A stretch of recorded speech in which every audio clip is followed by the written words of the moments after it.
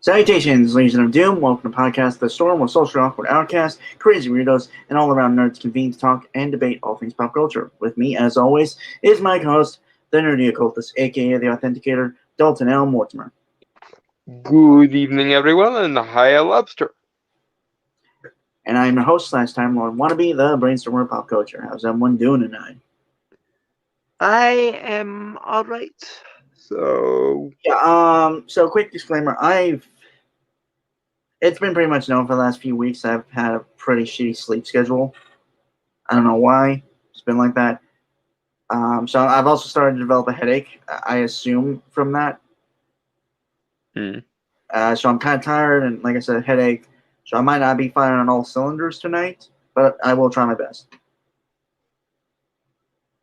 Other than that, yeah. More than likely, we are not getting to the article we've been trying to get to.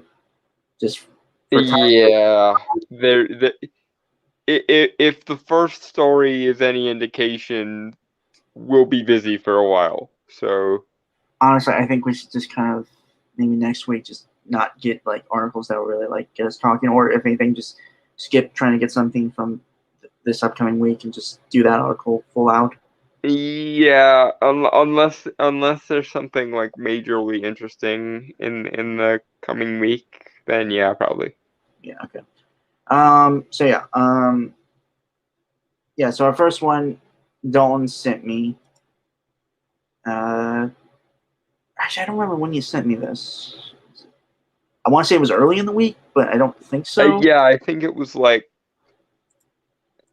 it might have been like Monday or Tuesday, I think. I have to go back to Twitter. Okay, so this is from the New York Times. It's been a long time since we. Oh, for fuck's sake! What the hell is this?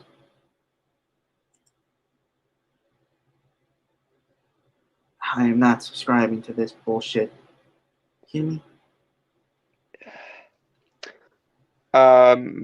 Maybe try going to archive.org and see if it's there. Probably is. Okay, well, that was something. Yeah, the New York Times being bitchy, money grubbing sons of bitches. That's what that is. Is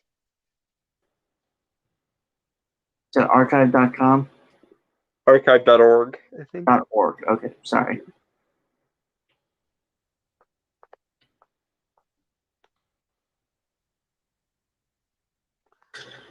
Or maybe the Wayback Machine. Or it. Give me a second. I'm at archive.org. It's this.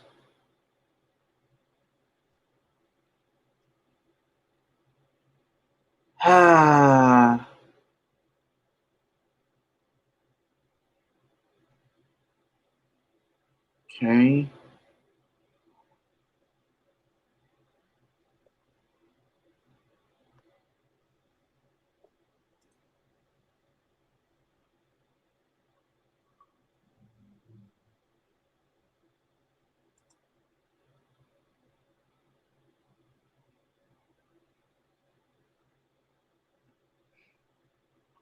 We interrupt your regularly scheduled programming for technical difficulties, I guess. Apparently, a lot of people archived this one, so that's good. Yay. Yeah. Okay. Yeah. All right. So I will have to change the description from the actual article to the archived one because I did not know they had a subscription thing for the New York Times. Yeah, it gives you like five clicks for free, and then you have to subscribe if you want more New York Times stuff. That's absolute bullshit. Yeah. Yeah. Okay. So yeah. Despite that little detail, yeah, this is from NewYorkTimes.com. Flying while black, two creators are inventing and reinventing black superheroes. This is written by I don't know. Oh no, Eve L. Ewing, author of the Marvel series. I don't know. Oh, I didn't notice that through my first try to read through of this. Uh-huh. Okay, so the subheader is we asked Eve L. Eve Ewing and Evan Narcissi. If I'm taking these names wrong, I'm sorry. Yeah, and I find it ironic that a guy so clearly self-indulgent as this guy is called Narcissi. That's kind of ironic to me. Um, to share perspectives. Bless you. Thank you. Let me start again. We asked Eva Ewing and Evan Narcissi to share perspectives on the politics of being a black comic book creator and the black superheroes you may have missed. Comic book writer. Sorry. Yeah. Also, why didn't you ask I forget his name. Freaking Priest, whose first name I spontaneously forget. Yeah, thank you. Why didn't you ask Christopher Priest instead? He's been a writer of comics for years, and he's black, but he doesn't like he doesn't like playing the identity politics game, which says more to me about your motives than anything else could, because you're not interested in black comic book writers who just happen to be black. You're not interested in like just some guy or Mr. E or Corrupt or any of the other black creatives in our circle that couldn't possibly care less about the fact that they're black. You asked Eve Ewing because she'll play the freaking identity politics game with you.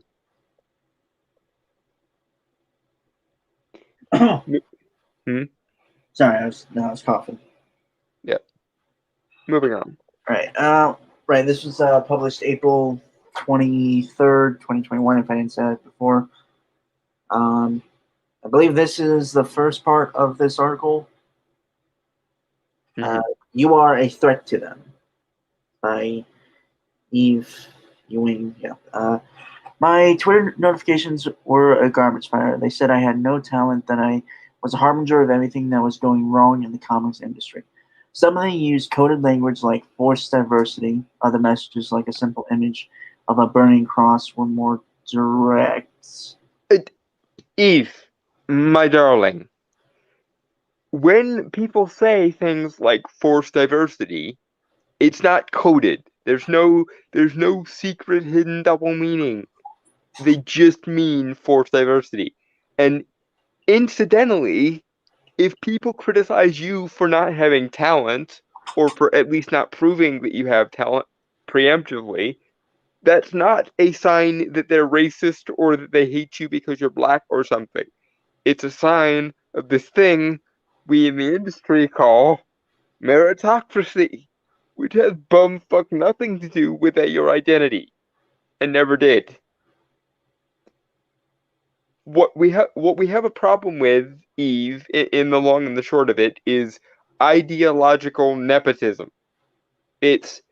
We need certain groups from this perspective or that perspective or this other perspective, which has nothing whatsoever to do with race. Because, okay, despite what social justice and critical theory may imply, blackness is a non-entity. It's black people don't share a hive mind. There are black conservatives. There are black, left wingers. There are black right wingers. There, everywhere in between.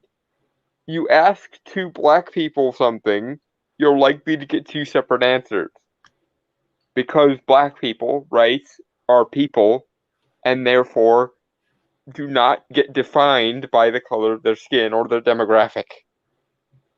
And therein lies the problem. You believe that any criticism of you as an artist or an individual is a sign of them hating you because you're black, somehow, rather than determining which of these criticisms is valid, which is not valid, which can be discarded, and which should be kept. You disregard the entire thing on the basis that no one could possibly ever criticize you because you have melanin in your skin and therefore are immune to criticism, apparently. Or should be, Derp. Moving on. Right. Sorry. That sneeze kind of rattled my lungs a bit. Mm-hmm. All right. I was also like, where's the proof? I would like to see some proof. Yes, evidence would be good of this. I can believe that people criticized her for possibly not having talent because she hadn't proved that she had talent to begin with. And unless I'm misremembering, wasn't she the one that was brought in to write Ironheart. Yeah, Riri Williams there. So I can entirely believe that someone criticized her for not having talent. My issue is that she is internalizing that as someone having an issue with her race, when no one, and by no one I mean bumfuck no one, has ever or will probably ever have a problem with Dwayne McDuffie or any of the other classic writers of Milestone or Christopher Priest or freaking just some guy if he ever gets his idea for a comic off the ground. No one. No one had a problem with any of these people. And some of those people, in the context of Milestone, were writing quote unquote explicitly black stories, and no one cared or batted an eye. Not to mention that characters like Blade, Black Panther, Storm, Static Shock, Miles Morales, they've been around for a decade at least, all of them. So, are you going to act as though comics having quote unquote diverse characters in them is some new thing, or that you're reinventing this thing? And incidentally, if Brainstormer started criticizing people because he was for disliking him because he was Hispanic, do you think that would be valid? Because I wouldn't. I would think somebody hit him in the head if he started bitching about people complaining at him because he was Hispanic or some shit. Because I mainly just find those people kind of stupid to do so. Yeah. because people generally who have talent internalize criticism of them as criticizing their talent. So if somebody starts whining about how Brainstormer and I wrote our Avarice comic that we're writing, neither of us would interpret that as somebody being racist in his part or somebody being anti-disabled people or some shit on my part. I would interpret it as somebody has a problem with our quality of storytelling and would then proceed, based on whether I thought the criticism was valid or not, to either rebut the person being stupid or adjusting to whatever valid criticism I found. Mhm. That is generally what people who care about their ability as a creative do when they're faced with criticism. They either rebut the bad faith criticism, the criticism that doesn't make any fucking sense, or they try to adjust their storytelling to valid criticism when valid criticism is presented.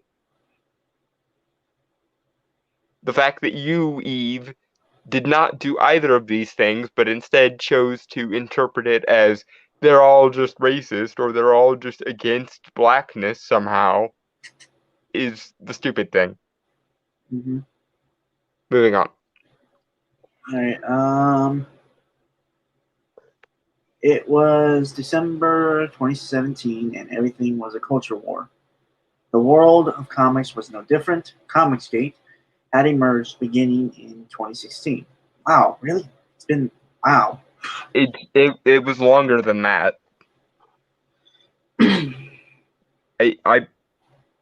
I believe it was like I believe it was like late 2015 when all was said and done.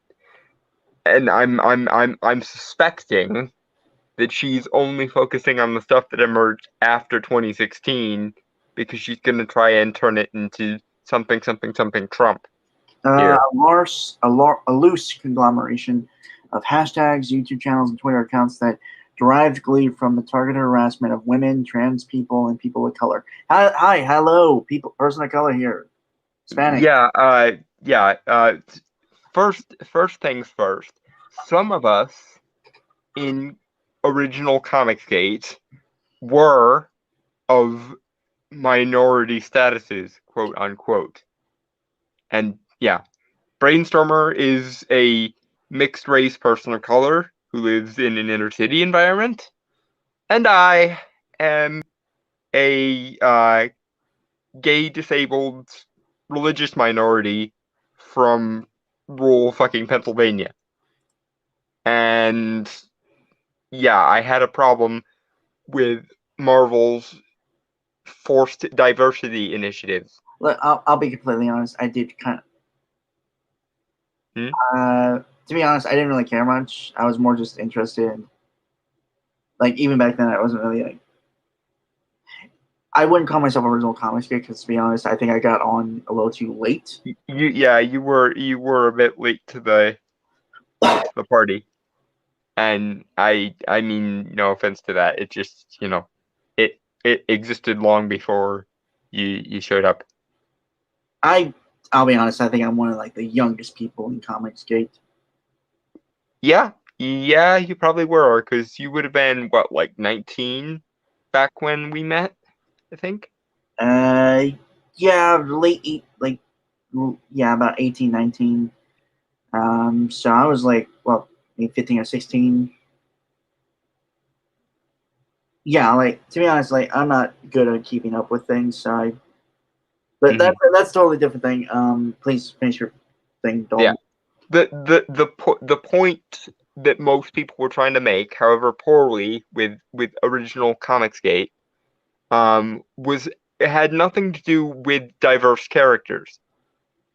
If anything, it actually had to do with people being insulted because the quote unquote diverse characters that we were presented with were ideological and pandering and didn't have any quality to them. And we were expected to just accept them because otherwise was to be racist, sexist, so on and so forth, despite the fact that racially and ethnically diverse characters and gender diverse characters have existed in comics since the freaking 30s. Wonder Woman was created by a late first wave feminist who had a freaking BDSM fetish. That's why Wonder Woman. Polyamorous relationship. Yeah, yeah. That's the whole reason Wonder Woman has the binding together her bracelets weakness is because William Moulton Marston had a BDSM fetish. Mm-hmm. Um, so to say that Comicsgate existed just for harassment number one, excludes the fact that most of what was referred to as harassment was actually just extremely stern criticism. Sorry. Well, I did want to bring it up, and I don't know if you were going to bring it up. That's not to say that there wasn't harassment, but I feel like that was a very small percentage of. Yeah, it was.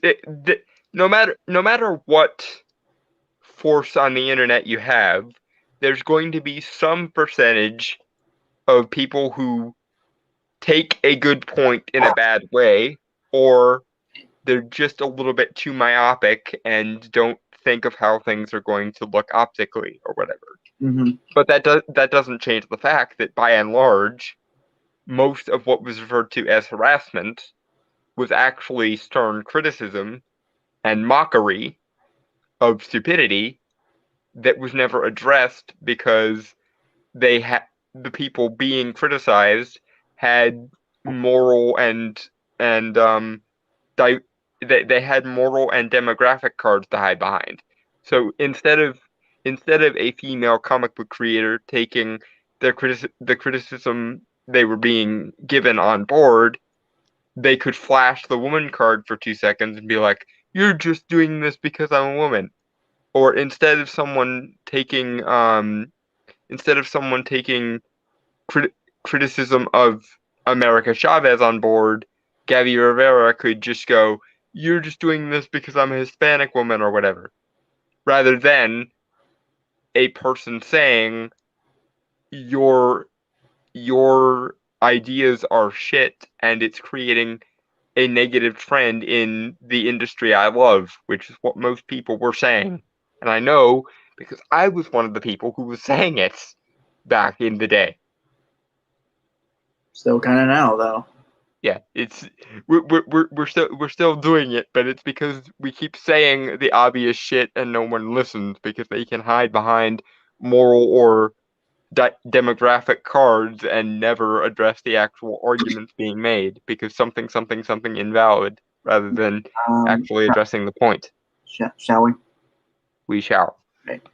That included real people like me and fictional people like the character I'm best known for writing, a black teen from Chicago named Riri Williams, who enters the valiant fray of Marvel superheroes under the moniker Ironheart. Okay, but she's not an interesting character, though. Yeah, and she's poorly written, and her backstory is poorly conceived. There is literally a point in her original run, which admittedly was before you started writing it, Miss Ewing, whereby she literally turns to a teacher she has in school and demands to be oppressed so that she has a character building motivation to work off of. There is Milestone had hardware, right? Yeah. Actually, let me look them up because I don't want to get this wrong. Yeah. But actually, incidentally, the entire existence of something like Milestone Comics basically disputes this entire narrative because people the very same people who were quote unquote harassing characters like Riri Williams and people like yourself, Miss Ewing, loved Milestone Comics. And some of us even grew up on shows like Static Shock, which took place in the dead center of the DC universe, by the way. And nobody gave a shit. Okay, give me a sec. I just want to make sure I get this character.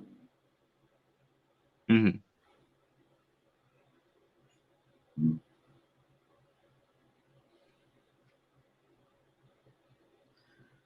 Which is not like I can read his origin out because there is something about race that's put into it, but it makes sense.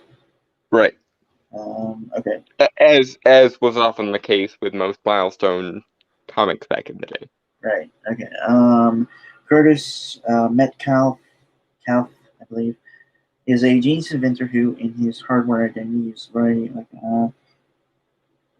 that's just general. Metcalf was a working class child prodigy who was discovered at age 12-13 by a big time businessman, Edward Alva Sr. Edwin, who, with the blessing of Kurt's parents, enrolled Kurt in a Better Chance, a program intended to get minority students into elite prep schools. Kurt proved to be much smarter than all the other prep school students, graduated at age 14 and earned his first college degree at age 15. Alva paid for Metcalf's whole college tuition, up to 6 additional college degrees, in exchange for Metcalf coming to work after graduation in Alva Industries' Inspiration Factory program, with his own lab, entirely too big a salary, and mandate to indulge curiosity by investigating whatever struck his fancy. Metcalf's inventions made Edwin Alva Sr. many millions of dollars. After a few years and wanting a share of profits earned by his inventions, Metcalf asked Alva for a royalty point or two. Alva's answer was, Curtis, let us dispense with any misconceptions you may be laboring under. You are not family, you are an employee. Neither are you a parent, you are a cog in the machine, my machine. You are respected, Curtis, you are not respected, Curtis, you are merely useful. You may go now. Metcalf's first thought was to quit, but his contract forbade him from working for any competitors. If he wanted to work in his field of expertise, he had to do it for Alva. I feel, for a prodigy, you feel like he should know business.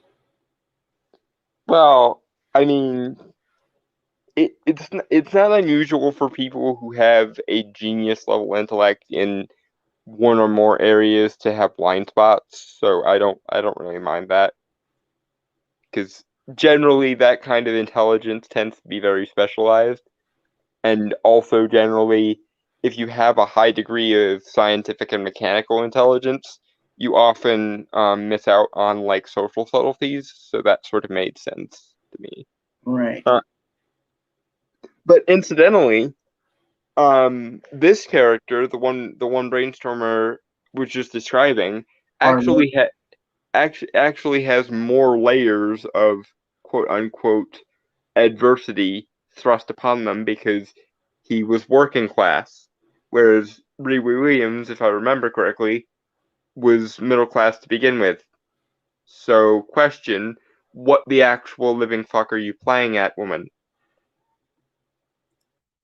Also, just realizing how close, in terms of backstory, Riri Williams and this other character are, kind of makes me wonder if that's why I brought him up.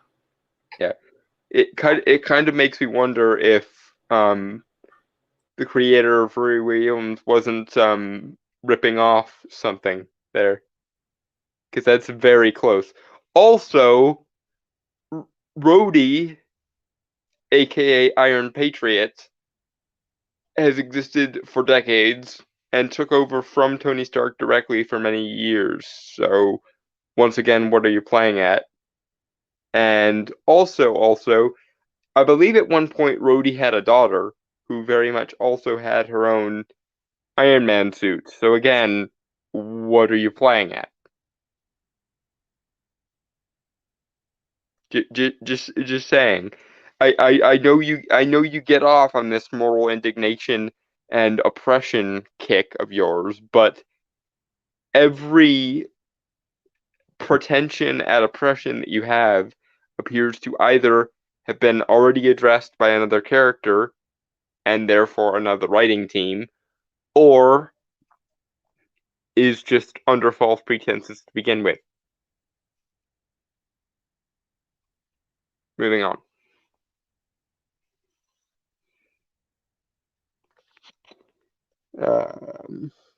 Oh, Brainstormer had to dip out for a second.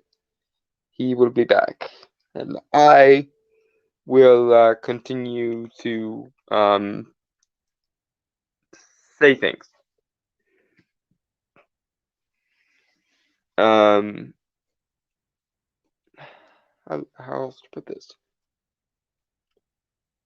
Also, once again, I want to point this out. What you call harassment was mostly either stern criticism or mockery, which had nothing whatsoever to do with your race and everything to do with your ideology that happened to use the fact of your race as a human shield to prevent you from being criticized on ideological grounds. And incidentally, there are many black people who you pissed off in this attempt, such as the YouTuber known as Just Some Guy, who is a friend of mine, and Mr. E, who is also a friend of mine, also black, and of course, our friend and attempted third co-host, Corrupt, but he is regularly in and out of hospitals and also kind of unstable, so he's not on as much as he could be.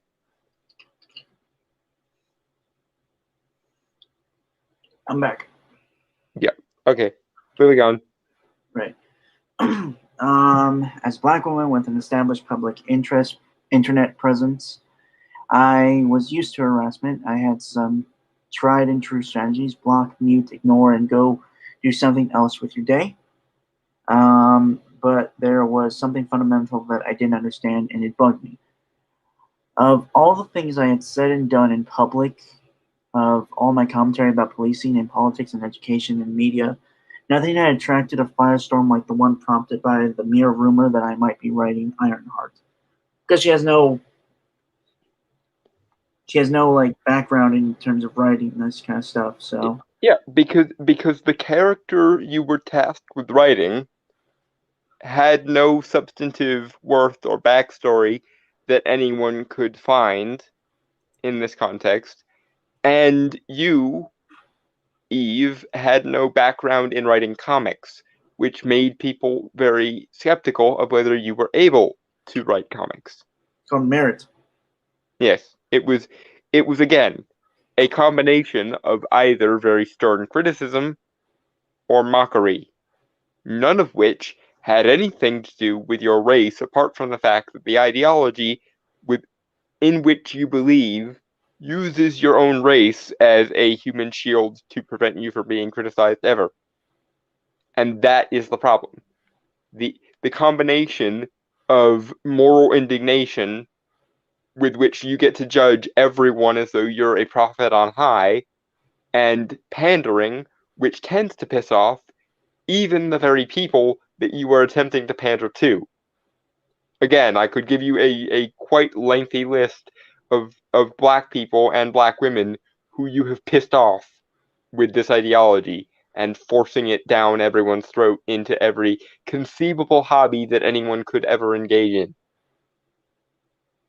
But you don't care about black people who don't play your victim narrative, do you? You don't care about black people who don't serve the overarching abstraction of blackness. You think they secretly hate themselves, don't you? Despite the fact that you use your own race as a human shield to prevent you from being criticized. If I wanted to be extremely uncharitable, I would point out the fact that using your own identity as a means to prevent yourself from being criticized sounds exactly like the kind of weakness that someone who genuinely does hate themselves would engage in. But I'm not going to. I'm pointing that out for the sake of pointing it out, and then we're moving on. Because unlike the entire ideology of social justice, I don't need to engage in ad hominem arguments until my face turns blue. Moving forward. Yeah. Why this? Pretend stories about a girl who flies around the city and shoots energy beams out of her armored super suit. This is what made the thing that this was the thing that made them so angry. See, that right there is kind of why people didn't like. I can guess why people is you're discrediting.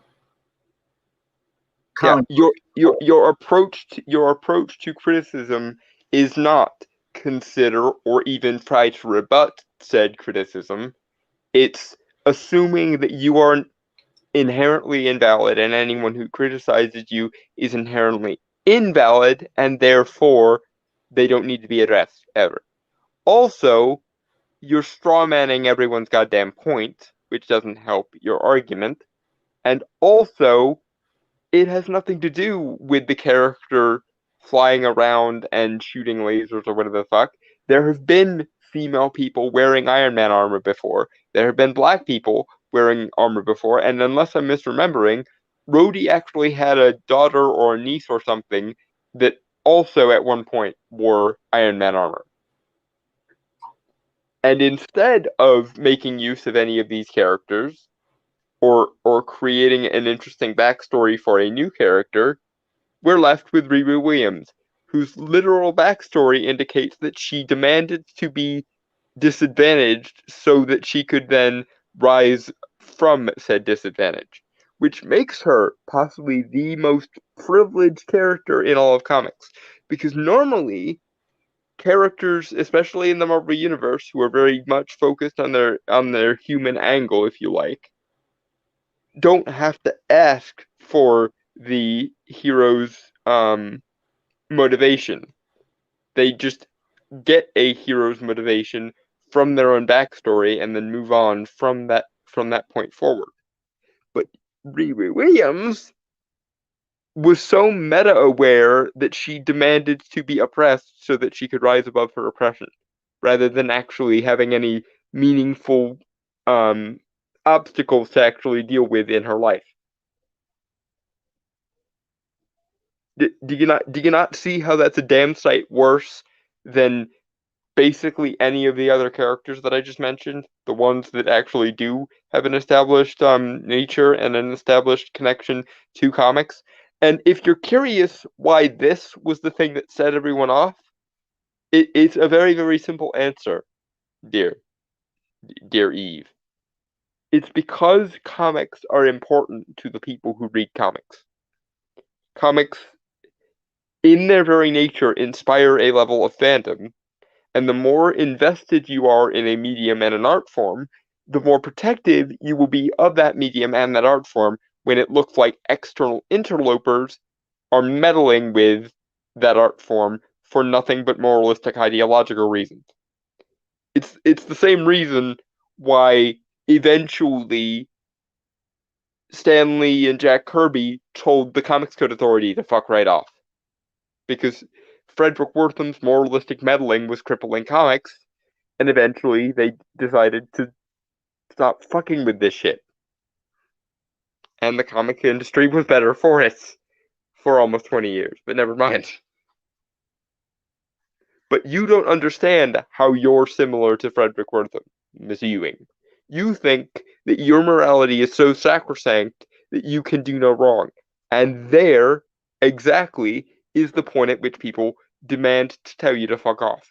Because generally speaking, when a person believes their morality is so perfect and so pure that they can do no wrong, that is exactly when they start fucking things over. Moving on. Right. Okay. Writing for Marvel seemed to me to be about the least political thing I had ever done. To me, this was about fun. It was about the stuff of youthful miracles, a shiny new bike, and unlimited arcade tokens rolled into one. Okay. Two things. Number one, it should have been. Okay? It should have been, Eve.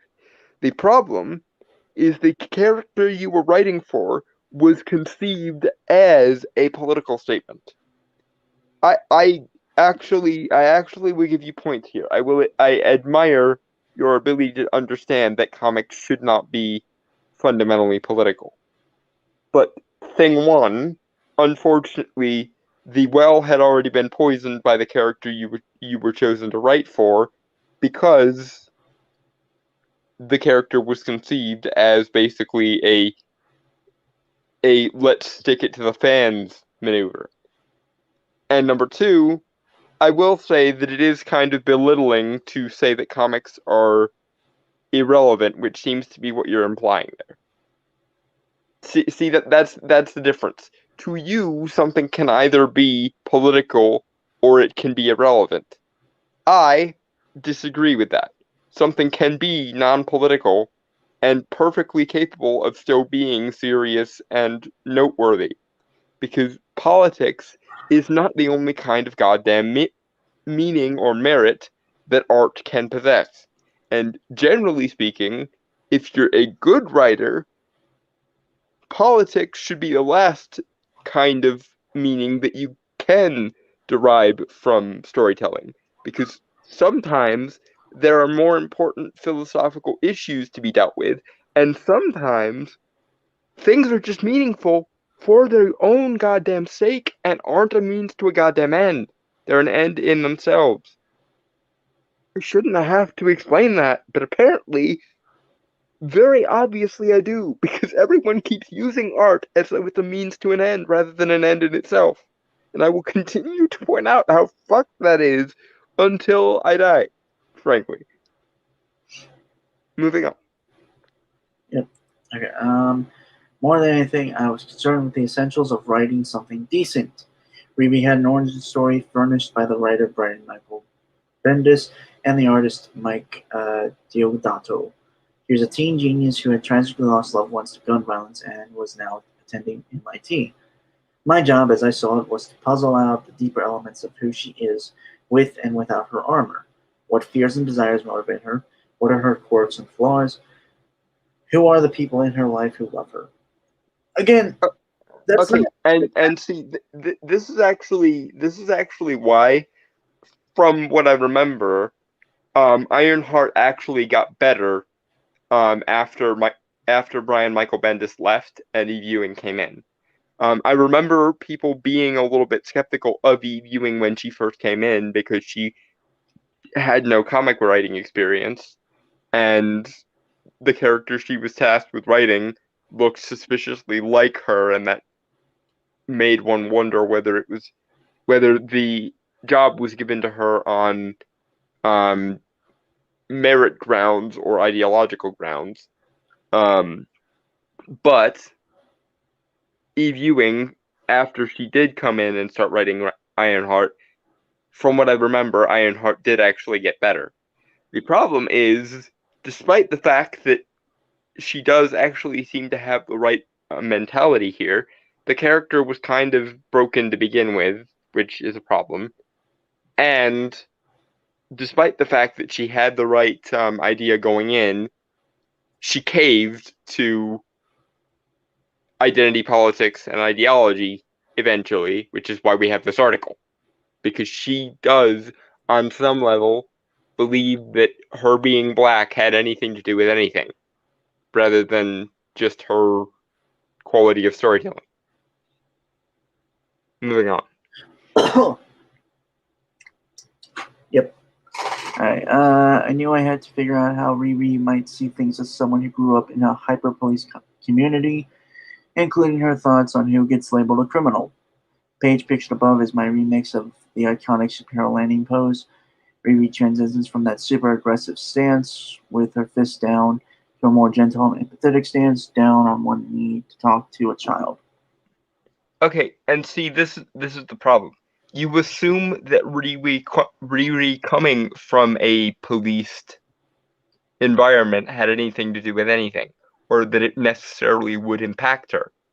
But there are people who come from inner city environments who don't let political issues like policing break into every single goddamn story they write. Ahem. Mm-hmm.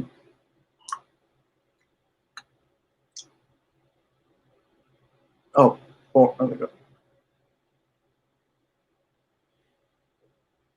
Okay, I thought you had more to say. Okay. No, I was leaving it open to do that thing you always do whenever you kind of inadvertently come up in the conversation. Because you come from an inner city environment and this person is claiming that people from an inner city environment can't get the fuck over policing for some reason. Well, to be fair, there isn't really a lot of policing going on, so. Okay, fair enough, but still, even if you're in the middle of freaking Chicago or wherever the fuck else, you don't have to let policing as an issue dominate your entire way of thinking. Just some guy, a friend of ours, is actually, and that's what his YouTube channel is called. So fucking at me over calling him that.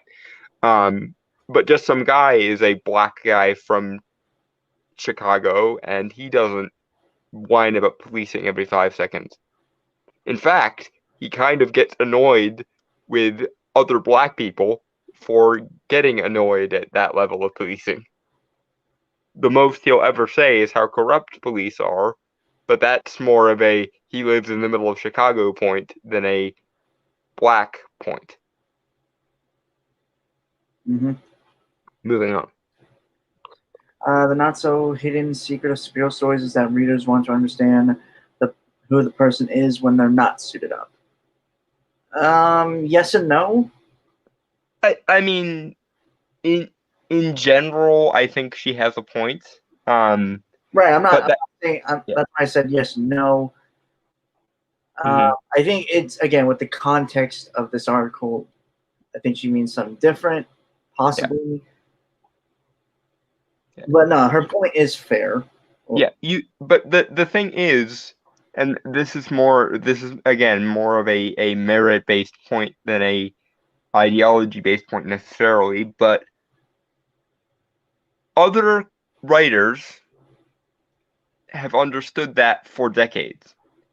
But the thing about it is, you can tell a lot about a person outside of the costume or outside of the armor or whatever, even when they're in the middle of doing the superhero thing. That's the difference. You can still tell a lot about a character, even how they would act without the powers and such, just from the context of what they do while they're in it. Sometimes. Ahem. Other writers have been able to do both of these things simultaneously, whereas you guys, and by you guys I mean the current crop of writers at Marvel, seem to be unable of combining or bringing together the person in the person in the costume or the person in the armor and the fact that they are a superhero, because usually in modern day comics, the actual fighting takes all of 5 seconds at the beginning of the end or the end of the story, and 90% of the other story is slice of life, which is them just doing random stuff. And that would work if the random stuff they were doing had anything to do with who they were as a person or who they were as a superhero. Like, for example, I've been saying for a long time that if I had my way with Doctor Strange, I would create a mini series called Doctor Strange House Calls, and it would just be him going through his day-to-day life as the Sorcerer Supreme, just doing day-to-day stuff and not having to deal with massive world-changing events. Because in my understanding of Doctor Strange, the cool thing about him is a demon randomly showing up, or a random force of nature breaking down and him having to fix it, is to him basically the equivalent of an office job where you have to like fix the copy machine every 5 seconds or something. He doesn't consider what he does to be this grand calling a lot of the time. A lot of the time it is just the average workaday. Okay, I've got to exorcise this demon, or okay, I've got to save this person's soul from this dimension, or whatever. But it's not massive or over important, because when Doctor Strange is doing his job, most people won't even notice he's there, because that's kind of his job. His job is to make sure, and I phrase this sort of jokingly because I think it sums up his character quite well. His job is to basically make sure that the laws of physics remain the laws of physics and don't become the strongly worded letters or civil ordinances of physics. his job is basically to make sure the sun rises tomorrow. So if he's doing his job right, the sun will rise, the sun will set, and you'll never even notice he was there. But he's always in the background making sure that the normal people can remain normal people and don't have to face the fact that their universe is kind of constantly determined to fall into pieces, and only through the efforts of someone like him does it manage not to fall to pieces every 5 seconds. But do you see how that premise that storyline premise that I just explained is him still being Doctor Strange, the superhero character, or the sorcerer character as we know him, and also explains who he is outside of that role. Because you can do both simultaneously if you know what you're doing, you know how the world works, and how the character works. But you people would need him to not be doing any magic in order to explain who he was outside of it. I can have him using his powers and using his role, and also making points about who he is as a person. Moving on. Mm-hmm. Once you figure that out, then you can get to the titanic battles over the future of the universe. But for me, this is all in good fun. Don't get me wrong. I knew that what I was doing was historic. At the time I was hired, I was the 5th Black Woman writer in Marvel's nearly 80-year history. Still, why Riri and I were so divisive, I didn't get. Okay. Number one, you just pointed out that you were the 5th person of your combination of demographics to be hired in this position. The 5th. That's not historic. And number two, the reason why Riri and you were so divisive had nothing to do with your demographic information, darling. It had to do with your approach to your demographic information on an ideological level, as though those things what define you as people, or in Riri's case as a character, rather than incidental and ultimately irrelevant. If you wanted those qualities to be treated as incidental and ultimately irrelevant, then you can't also, out of the other side of your face, call them historic. Because if something is unimportant, then it's going to be treated as unimportant. If something is historic, quote unquote, then it's going to be treated with some level of importance. And if you ascribe importance to things that are not important, or that actively impede the ability to convey other kinds of importance, then you're going to get criticized for that. Because people like comics to be comics for and of their own sake. They don't want comics to be a quasi-political or ideological diatribe. But you people assume your ideology is the only way you can be a moral person, or the only way you can be a valid person. And so you need to inject that ideology into everything you touch. And that is the thing people object to, especially when injecting that ideology into everything you touch ruins everything else you touch. Okay? Moving on.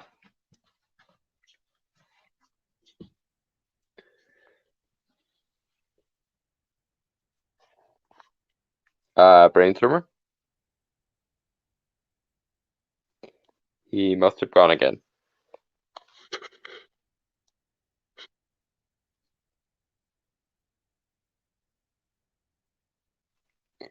So I will wait while he does whatever he does.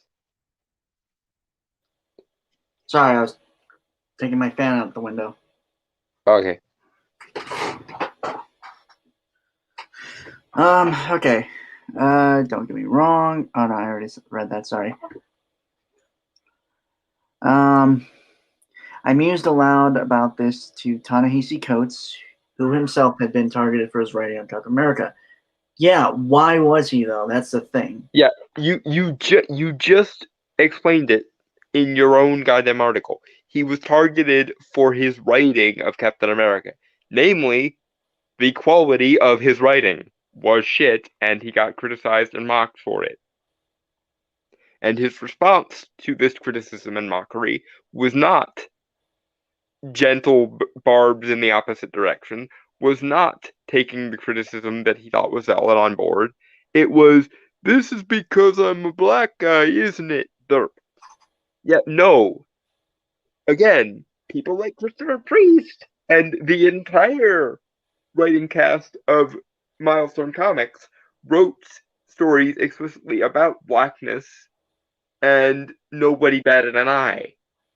Even when they were in mainline superhero stories, because the person in question still held to the notion that their writing was more important than their perspective on quote unquote blackness, if there even was one. Whereas you and Mr. Coates appear to be under the notion that comics can't be important or worthwhile unless you jam ideology into the middle of it. And you don't understand why that pisses people who come to comics for comics off. But it will inevitably, because comics should be valued for their own sake, not for some moral abstraction that you jam into the middle of them. And if your only response to criticism is, you can't criticize me because of my demographic information, then people will get pissed off with you. Fundamentally. That's the long and the short of it. Moving on. Right, okay. If you do this, he told me, you will face the most racism and sexism you've ever dealt with in your life. And you will also have the most fun you've ever had writing anything.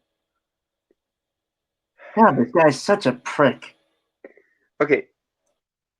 Addressing Mr. Coates now, because I am fully aware that Eve is just quoting him.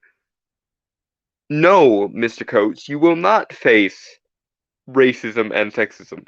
What you will face is harsh criticism and occasionally mockery that might use your race as the punchline because you keep bringing it up as though it's a fundamental part of your being.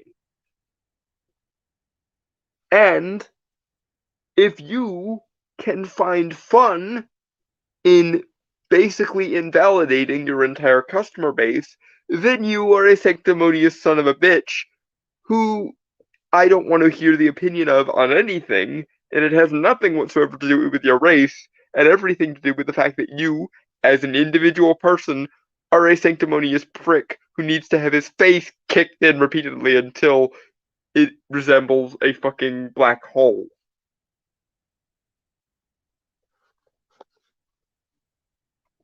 And I would say that no matter what your race or gender was, my darling. Because that level of sanctimony is just too goddamn much. Moving on.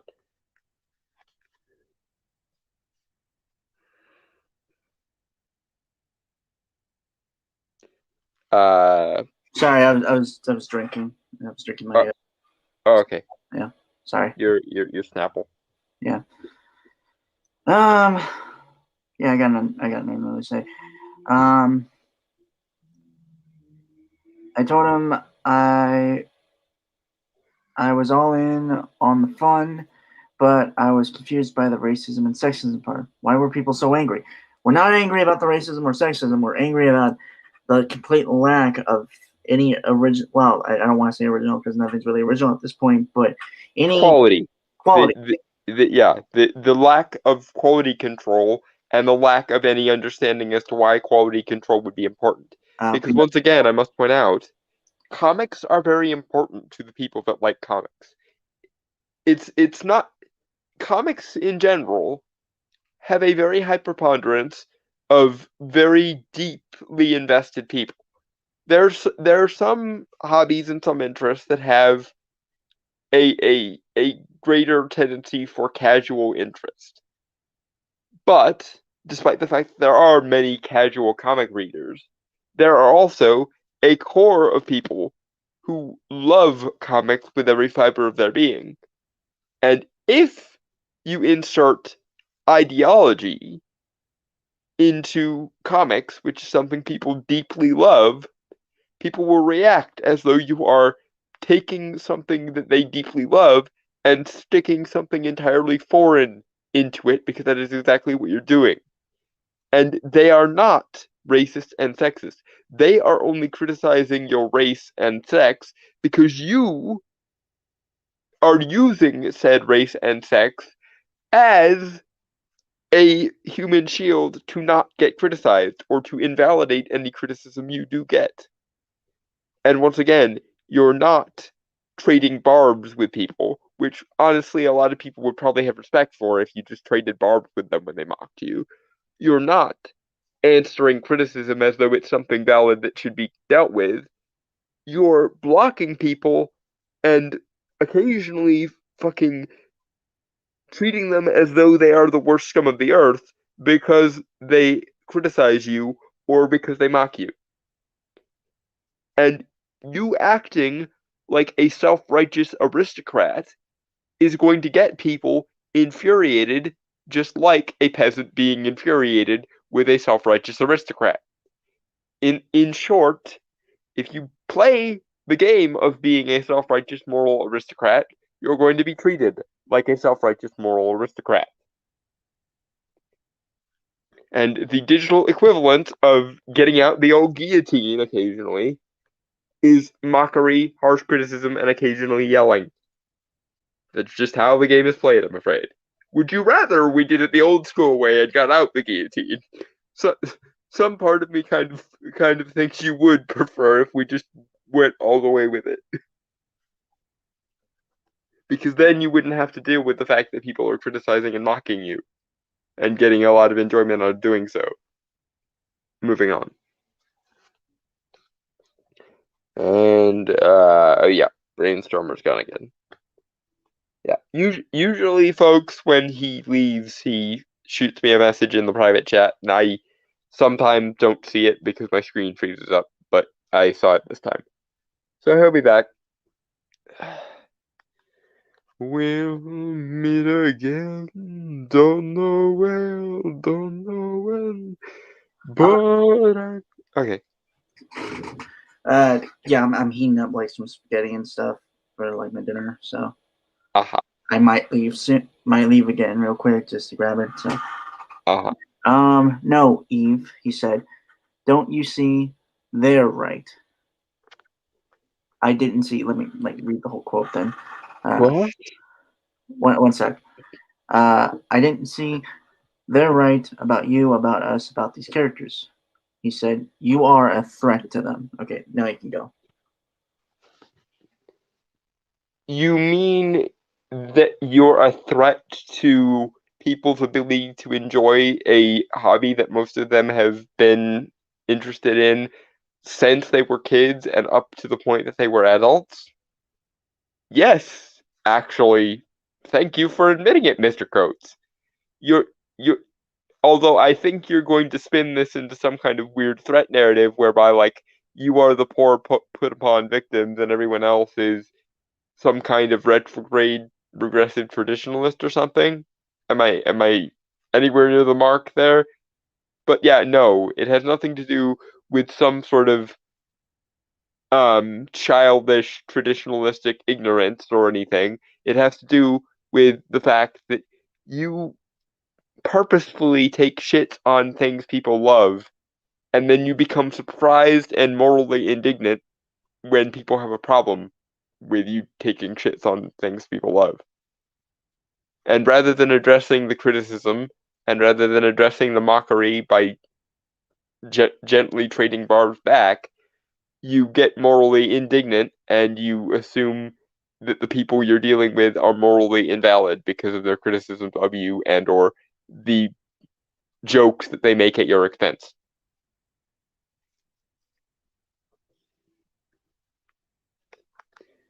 I've returned with spaghetti, sausage, and eggs. Yeah, we had breakfast earlier with like egg and sausage. So I figured I just put it together. Uh-huh. We had some. I was gonna say that to me that sounded like a weird combination, but it might just be because I'm weird in terms of food stuff. Yes, you are. Extremely.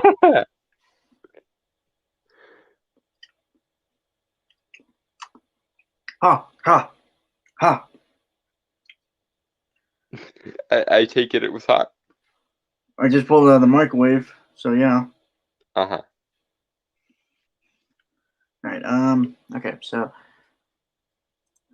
right, moving forward. Yep. And when he said that, I was a kid again, walking home from the train station at night, in a time before anyone had apps to track you, before black girls snatched up from the street had any means to go viral. If you disappeared, you would be gone forever. Okay. I hate to I really hate to I have to be very careful in how I handle this because this is a very serious thing that she's alleging if in fact it is true. But I suspect, okay, Ms. Ewing, that even then your race had very little if anything to do with anything. I suspect it was because you were in a hard destructive part of town and everyone was in danger of being harmed at all times because people were dickheads. I suspect it had nothing to do with your race or your gender even necessarily, but more the fact that in the place you were dealing with, people were likely to get mugged just as a general rule, because some places in the world are unfortunately kind of shit. Mm-hmm.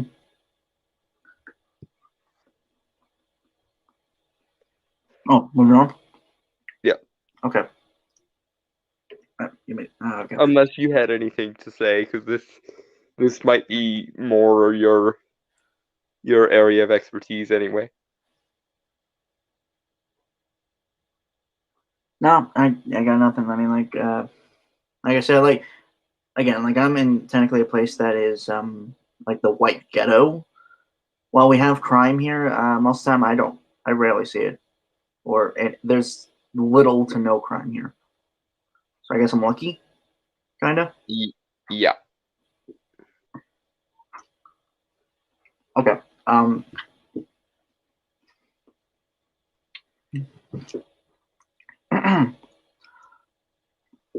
In those moments, I always thought of one person, Batman. In my head, he was just out of view, perched atop a darkened church. I almost caught the smallest edge of his cape disappearing around a corner. I reasoned, but I had turned my head a beat too late. When I was scared and alone, that's who my mind called out to. Okay, you know what? I'm not even gonna criticize her for that. That is I feel like I could get along with Eve Ewing now.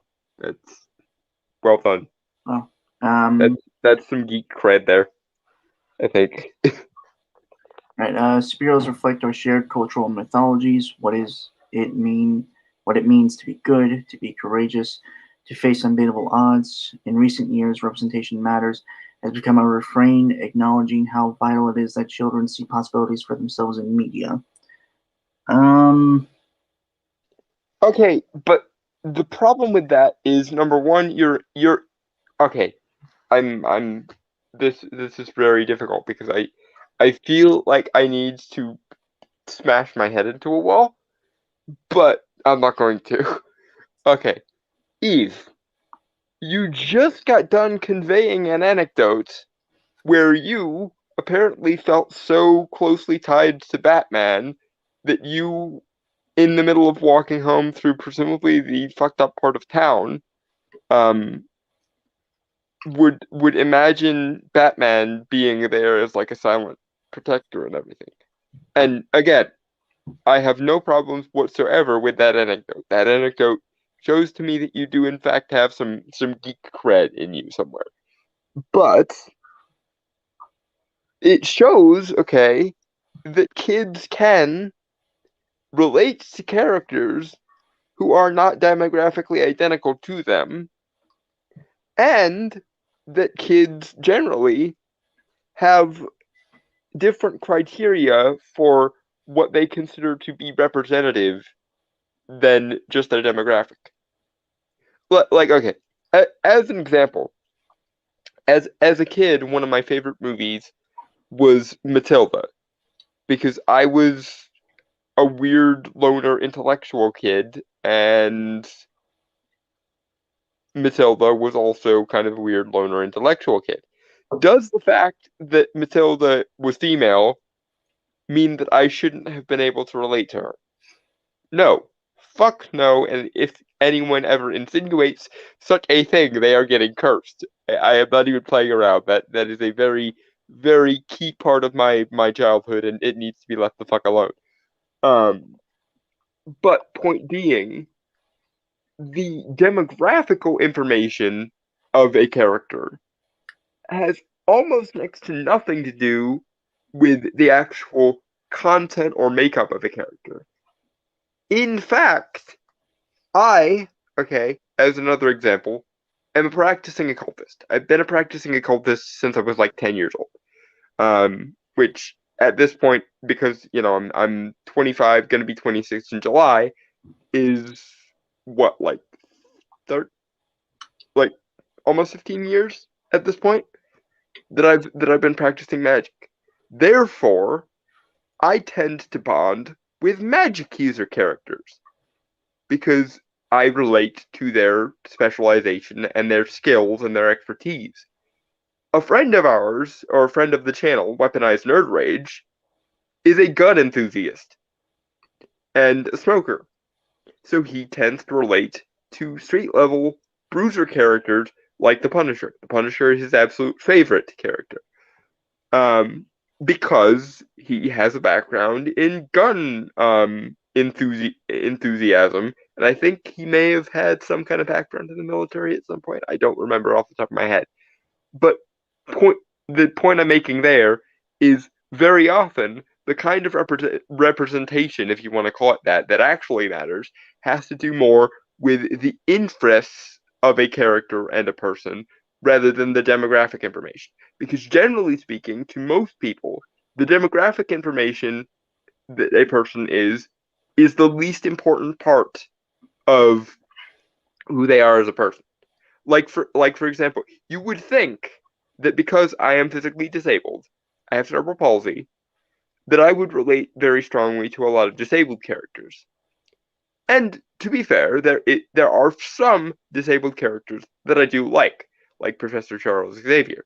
But there are also disabled characters who I cannot stand and would rather shoot in the head, like comic book Freddie Friedman or godforsaken Tiny Tim. Hate that character, for the most part, because to me, the part of Professor Xavier that I related to as a disabled person was not the fact that Charles Xavier was disabled. It was the fact that his disability didn't matter because of the power of his mind and his intelligence. And again, as a, not to toot my own horn here, but high functioning disabled character or disabled person, that to me was more relatable and worthwhile than Freddie Friedman's poor put upon polio victim bullshit that they always gave him in the comics. And incidentally, that was also why I liked movie Freddie Friedman a hell of a lot more than comic Freddie Friedman, because they actually gave him kind of an asshole with personality, and I also can be quite an asshole from time to time. As Brainstormer, who is basically one of my best friends, can attest.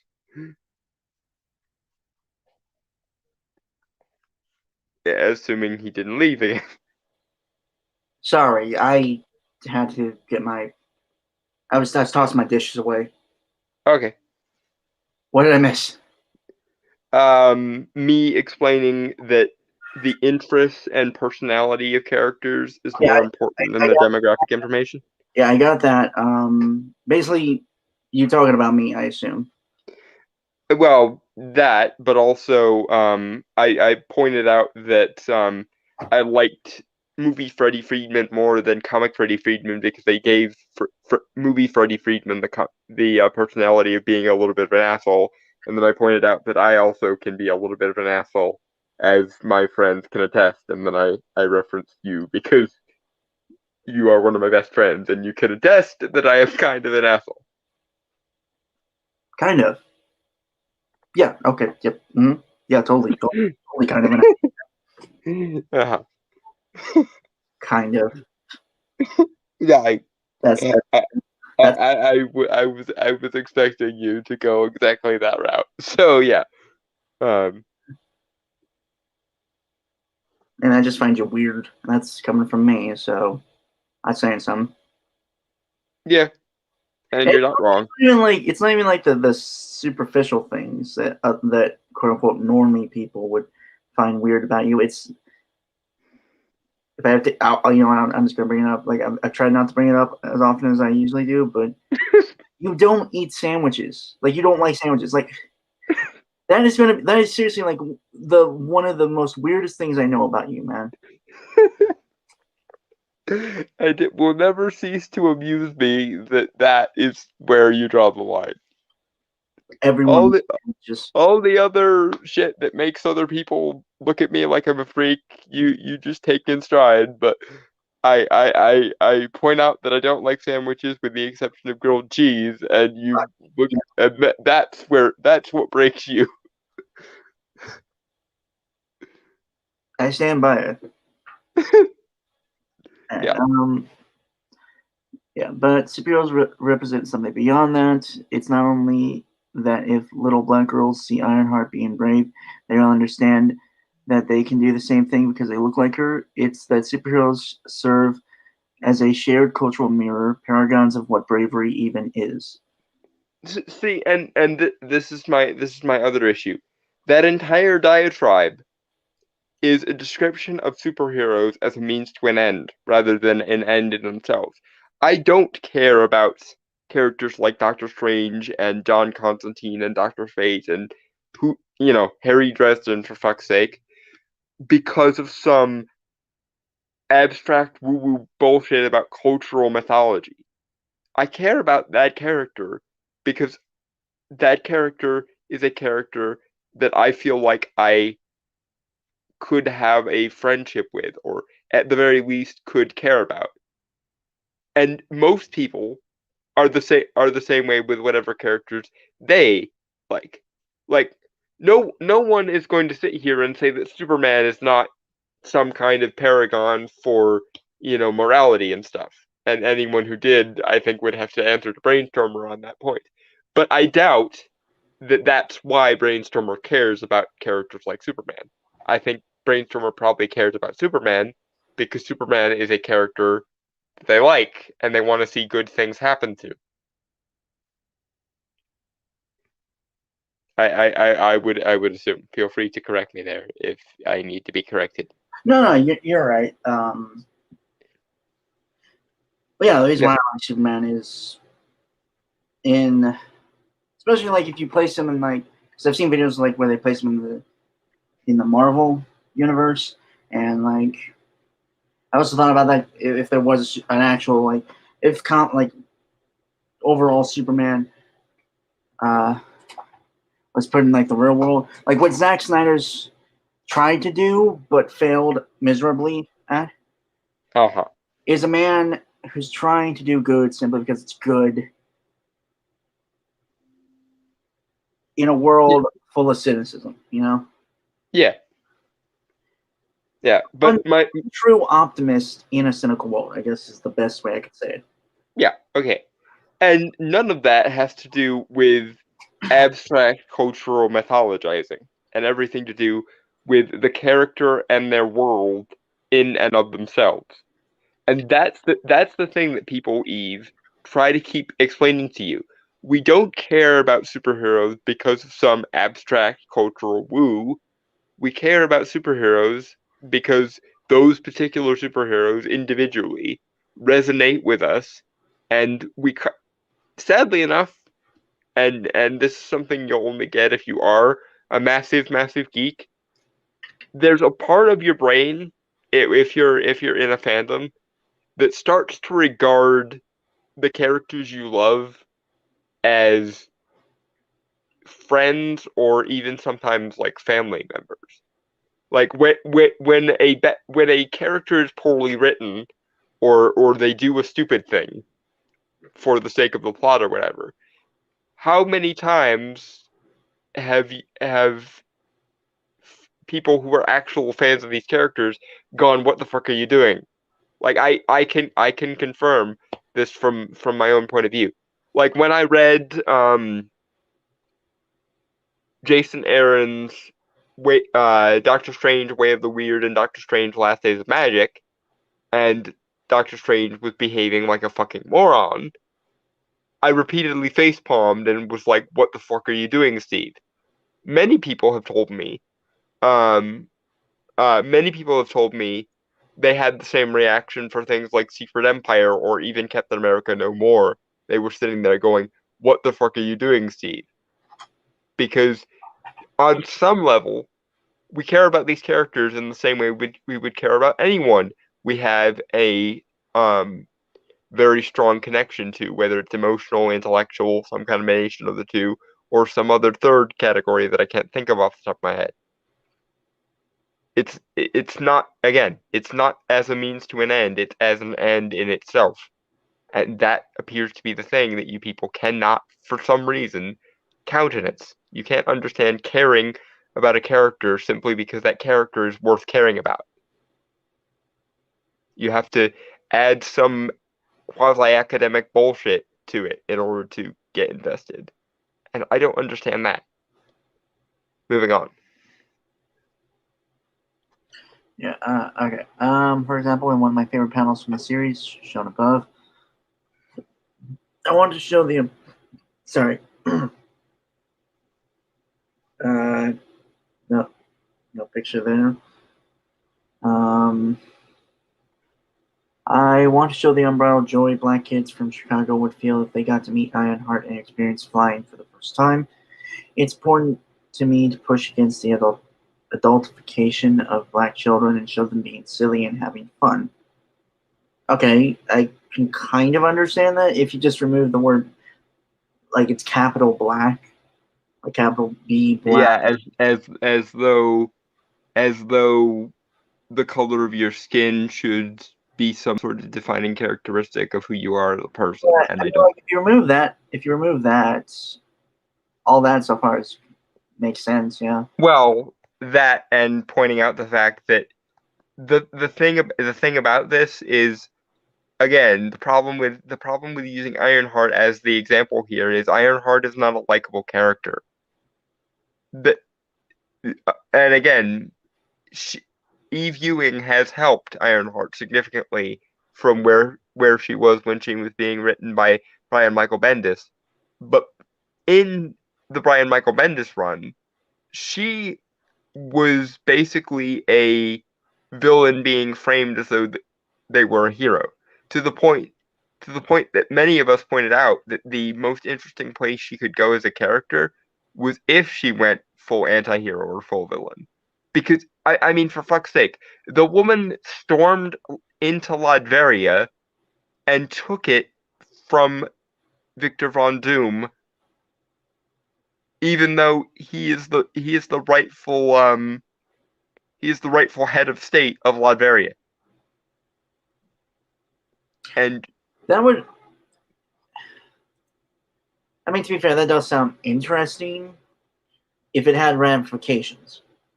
And also if it was framed as a willful act rather than just her being petty, which is basically how it came off. Oh. Again, and like I always like picturing Superman in the Marvel universe with this kind of stuff. Mm-hmm. And like imagine him doing something like that, because like I'm talking like maybe early days Superman, where he's not as knowledgeable nor as confident. Well, not confident, but he's not like the experienced Superman that we always know. Mm-hmm. And like he goes there, like the issue, like one of the early issues of Superman during World War II, where he just grabs Doom and brings him to the UN to face justice. Kind of like he did with Hitler in the World War II comics. Yeah. Yeah. That's what I was gonna say next. Yeah. But that worked because we were at war with Germany at the time, and also no one on this earth could possibly dispute that Hitler was a bad guy. Right. It doesn't really work with Latveria because however Doom might treat everyone else on the fucking planet Earth, he is very, very good to his people. Right. But what I'm saying is like there should like if you're gonna do a story like that, there should be ramifications for it. Like yeah. Again, like what Zack Snyder tried to do with Superman, like in BVS with like court hearings and stuff, things like that. Yeah. Or you could go the other way and just make it an entirely satirical pastiche of the World War II comics. Mm-hmm. Now that I think I really wanted to have a discussion about Superman in the Marvel Universe, but we don't have time for that. No, we don't. Wednesday. Yeah, it'd be so interesting though. Fuck. Wednesday. I know. Okay. Also, wait a minute. While I'm thinking of it, Nightwolf wants to do a stream with me on Wednesday at like 7. So if we could move Thursday. Either to Thursday, or we could just move it up a couple hours to like 4, and then it's whatever, man. Just let me know. Yeah. Okay. This is also a full circle moment because early in the story arc, Ironheart catches the boy in green committing a petty crime, but instead of punishing him, she wants to help him. How does that make sense? I mean, I can kind of understand that because there is a vast difference between like, oh, I stole something, or there's a difference between shoplifting and murder, or something along those lines. Okay. But the issue I have here is Eve acting as though that's a unique or new thing for a superhero character to do, because there are plenty of cases, especially in early Spider-Man comics, where Spider-Man basically did the same thing with the one-off, like normal villains. And Superman as well. There's a couple instances where he was like, he just caught the robber and like made them put the money back or whatever, instead of like sending them to jail or something. Because that does seem like something that a Paragon type character would do. And I don't, again, part of the problem here is Riri hasn't been shown to be that kind of Paragon character. Even at her best, she's very cynical and kind of myopic in regards to how she views morality. She doesn't really acknowledge much of a gray area.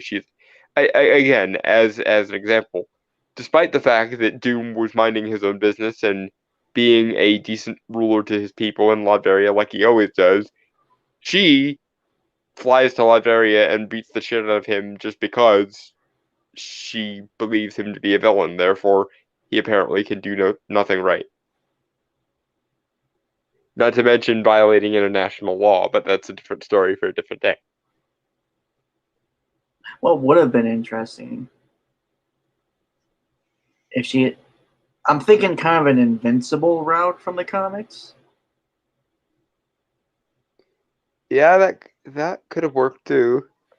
And I'm not trying to spoil anything for anyone, but kind of Robot and the Mauler twins, kinda. Yeah, they could have. Or later on with Robot, damn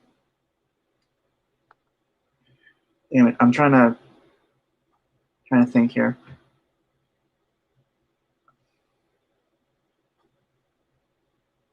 Like when he becomes like ruler of Earth. Mm-hmm.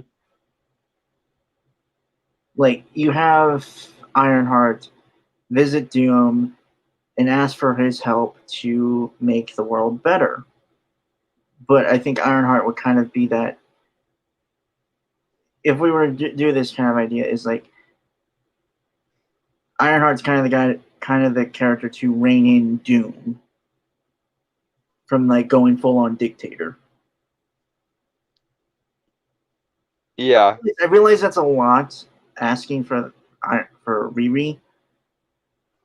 but it at least would have been an interesting direction for her character, and it would have tempered one of her single stupidest moments.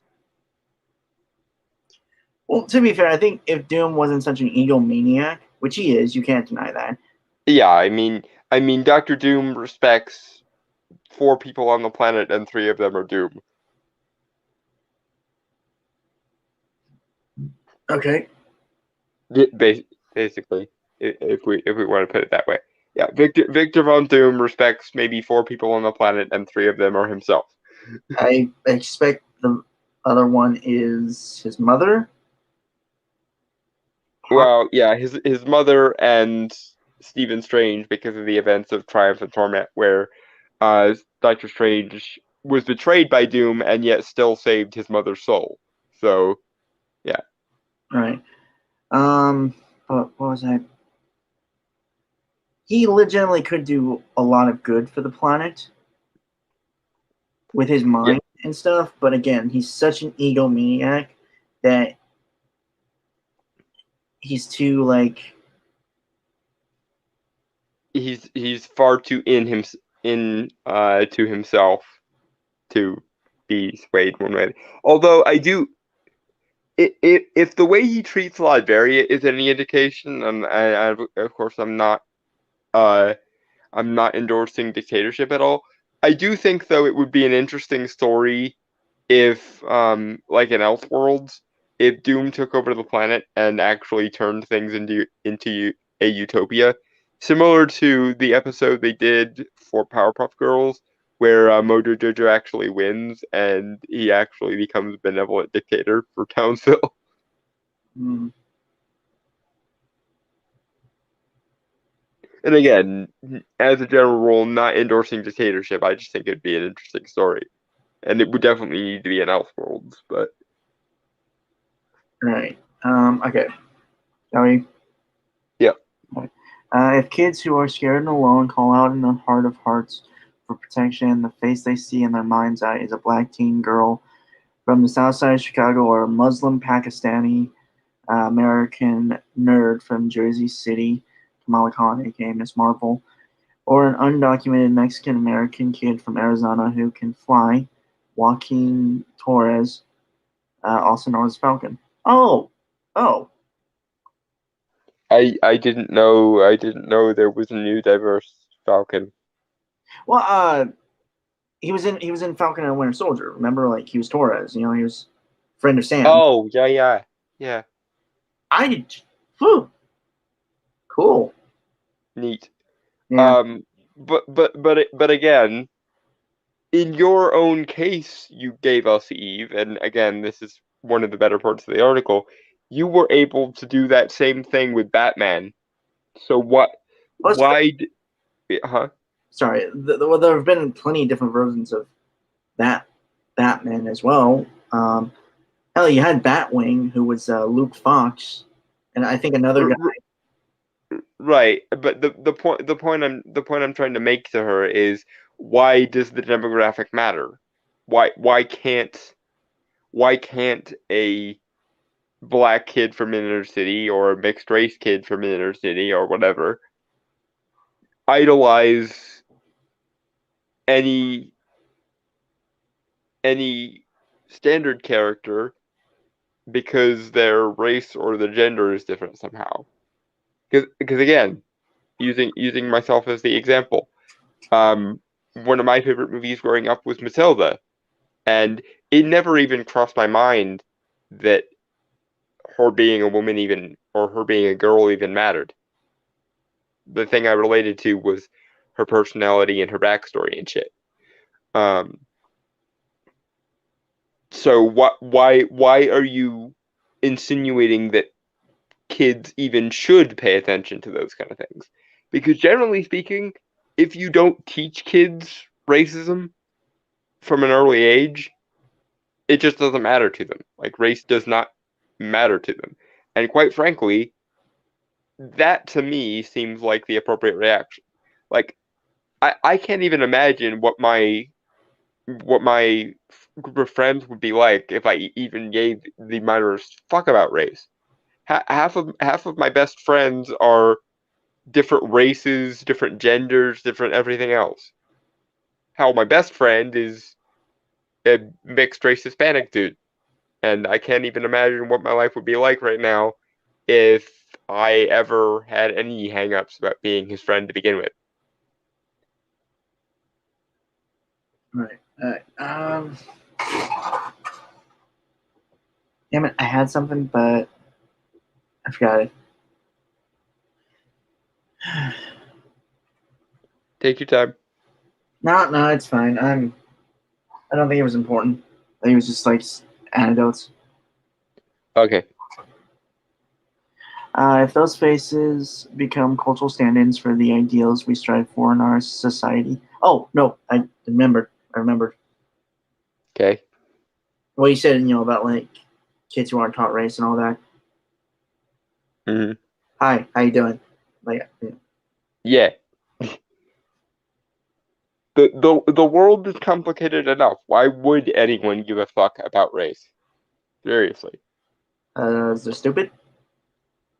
Well, obviously, but my point is, why would you try to teach kids that race is even important? Because I think one of the best things about growing up the way I did was that race never really mattered. And gender never really mattered. And honestly, identity never really mattered. Um, the only thing that did matter was the quality of the person in question. Hi. Yeah. And given that half of given that my circle of friends basically looks like a average CW sitcom, Well, it's probably a good thing that I don't care about race, gender, or anything else, because otherwise I wouldn't have half the awesome friends that I have now, and that would be bad. I feel insulted. Like you lumped me into a CW sitcom, dude. I was just talking in terms of like the level of diversity in general.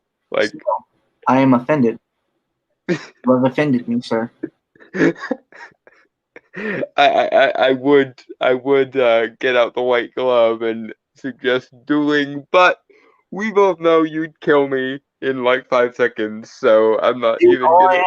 all I have to do is do a belly flop onto your back, and you're done. I that mental image is kind of hilarious. But yeah, back to the article. Both races become cultural stand-ins for the ideals we strive for in our society, in the ways that Superman, Batman, and Captain America have been for generations. Man, if I was a white supremacist, that would make me mad too. Okay, fuck off. That is, oh my god, that is just the most stupidest thing you could have said. Yeah, people saying that the diversity of the characters shouldn't matter has nothing to do with them thinking that whiteness matters. And incidentally, the thing I want to address here is Spider-Man, Captain America, Batman, and Superman are not cultural stand-ins for values. They're characters with their own lives and their own personalities and their own goddamn motivations. They're beings within the abstraction of, the fictional universe and whatever. What again? Why can you not relate to these characters as entities to be respected or entities to be cared about? Why do you need to throw in all this cultural significance woo? But no, no one in Comicsgate, barring maybe Vox Day, who is an idiot, is a white supremacist. My general stance is race does not, should not, and will never matter. That is my general stance, and I have benefited from that general stance because my friends are an unusual bunch. Let's just put it that way before Brainstormer hits me again. All right. Shall we move on? Yeah. All right. There's a folder of images I keep on my phone. It contains some screenshots from Twitter and Instagram, but not the ones calling me unprintable names.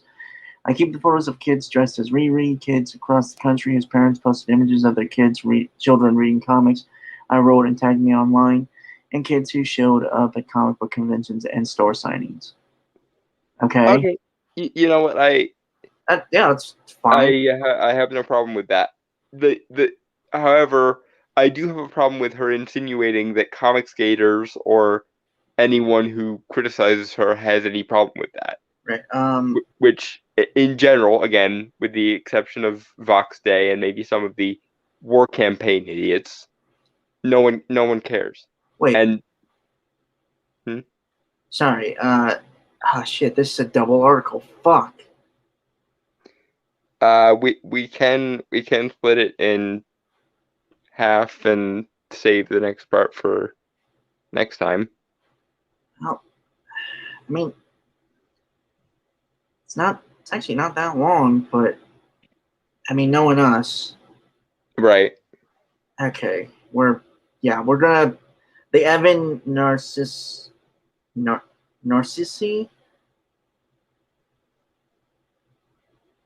We're gonna finish Eve Ewing's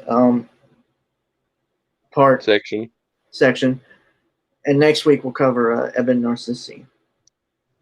Okay. So yeah, okay. There's photo of images I keep on my phone. I already read that. Sorry. I keep pictures of the line that snaked out the door and into the street. The first time I did a signing at my local shop, First Aid Comics. I saved the photos from the first time I attended New York Comic Con and posed with a squad of other black comics creators grinning wildly beneath our thick glasses. Okay, why does the fact that they're black matter? You should be just happy to be a comic book creator, honestly. And again, I think Eve Ewing, if we could get her out of this social justice mindset or this race-based mindset, we could get along just fine. My issue once again is the assumption that the only way people could have problems with what she does or how she writes things or whatever is if they were white supremacists. That insinuates that you can do nothing wrong, Eve. To insinuate that only evil people or only invalid people disagree with you means that you can never do anything wrong in your own mind. And that is very much the problem and usually what people try to convey to you when they criticize you or mock you is you are not God's gift to whatever group or demographic you care about. You're just a person, and all people should be able to be criticized. And no, having a problem with diversity being used as a human shield for a poorly thought out ideology is not something exclusive to white supremacists. It could just be a bunch of neutral, meritocratic people who would like comics to just be what they are in and of their own sake and not be a means to an artistic end, but rather an end in itself. Moving on.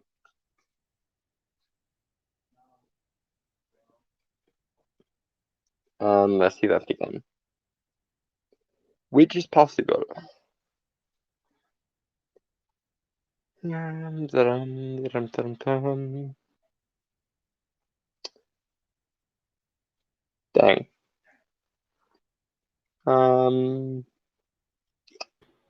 I'm back. Sorry, I was getting a drink. Okay, huzzah. I What are finished you drinking? root beer. Aha. I've gotten more addicted to cherry cola, but I'm trying to cut down on that. Ah. All right. God damn it. Sorry, headache. Yeah. Okay. I saved the photos from when I posed with the Ironheart who had braces and the littlest Black Panther and the Miss Marvel who sat on my lap. It's still true that some people are pretty angry about the future of comics, but it doesn't bother me. I'm on the best superhero team, and as you may have heard, we are mighty. And that's the end of the article there. Okay, and again, people's concerns with the history of or the future of comics have nothing to do with race or gender or any other basic demographic thing. It has to do with how an ideology that uses those things as a human shield for criticism is negatively affecting the quality of storytelling. That is what most people have a problem with. Because most people just want their comics to be left alone. They don't want arbitrary moral Puritans coming in and changing everything that they love for the sake of some greater good that never can be properly defined. Mm-hmm. I'm sorry that those two words together always get me. Yeah, the greater good. The greater good. But that's basically all this amounts to is we need comics to be different because greater good. That's all it ever really amounts to. Whatever. God damn it. Yeah, so next week we'll cover the second part of that article because I think you and I just kind of need a palate cleanser after that. Uh-huh. Yeah. So this came out a couple 2 days ago. Wow. Yeah. It's actually something that we are big fans of. Dalton especially. Yeah. Castlevania 4, bitches. Season 4. Get it right. Or yeah, Castlevania season. Sorry, I'm used to the the numbers because game, but yeah, Castlevania season 4, bitches. Mm-hmm. Well, yeah, so Netflix released this 2 days ago. Basically, me and Don are just gonna, and you guys are gonna watch this, talk a little bit about it, maybe theorize. Again, just to try to like clear our palates of the kind of stupidity that happened in the article prior. Yeah. I feel like And also because Castlevania season 4 is awesome, and unfortunately, it's going to be the last one because Warren Ellis got Me Too'd.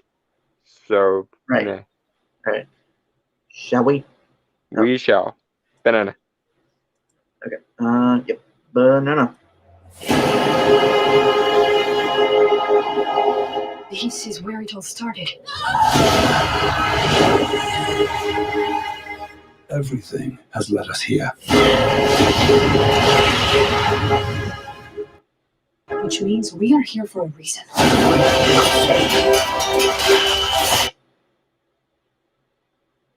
Okay. Well, first off, the animation is always on point. Yeah.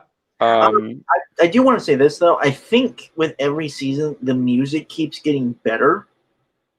Yeah. I mean, granted, this could just be the trailer music. Yeah. But I hope this does make some kind of appearance in the actual show at some point. Right, but yeah, like I said, I think the music for every season keeps getting better. Like, because let's be honest, season 1 didn't have that many like epic. What's weird is like the thing I can remember most from season 1 in terms of music is like the opening, mainly because of like how it was animated and stuff and like how it looked. Yeah. I think it's uncontroversial to say that the Castlevania anime is officially the best adaptation of any video game ever. Not that that's a high bar, mind you, but yeah, Castlevania is so far the gold standard for video game adaptation. Yeah. Well, I should talk about video game adaptations next, but okay. Hmm. Yeah, okay. I got none. It's like first 20 seconds is mostly just action and stuff, so. Yeah, and apparently Sypha and Trevor are going back to the remains of Pago Vista, where Dracula first made his Declaration of war. yeah, and where his wife was burned as a witch because the church can't tell the difference between magic and science. Well, medicine. Well, she also had the freaking centrifuge thing that we saw in season 2 in the flashback. So Right. Okay. Shall we? Banana? we shall banana. All right. Where would you like to start? The whole world's gone crazy. We've lost many people to night creature attacks. Will you help us? I'm sorry. Well, it's nice to see Alucard not be slowly Broken? Huh? Broken? Because as of the end of season 3, he was well and truly just broken entirely. Yeah. Alucard needs all the hugs.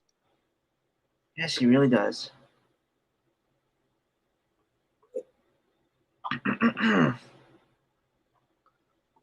Sorry. Okay. Also, he just looks really badass. Yeah, and I like the outfit he's wearing. It's very much based on the design from the games, and I like it. Yeah, I was gonna say you might not. I don't know if you like this game or not.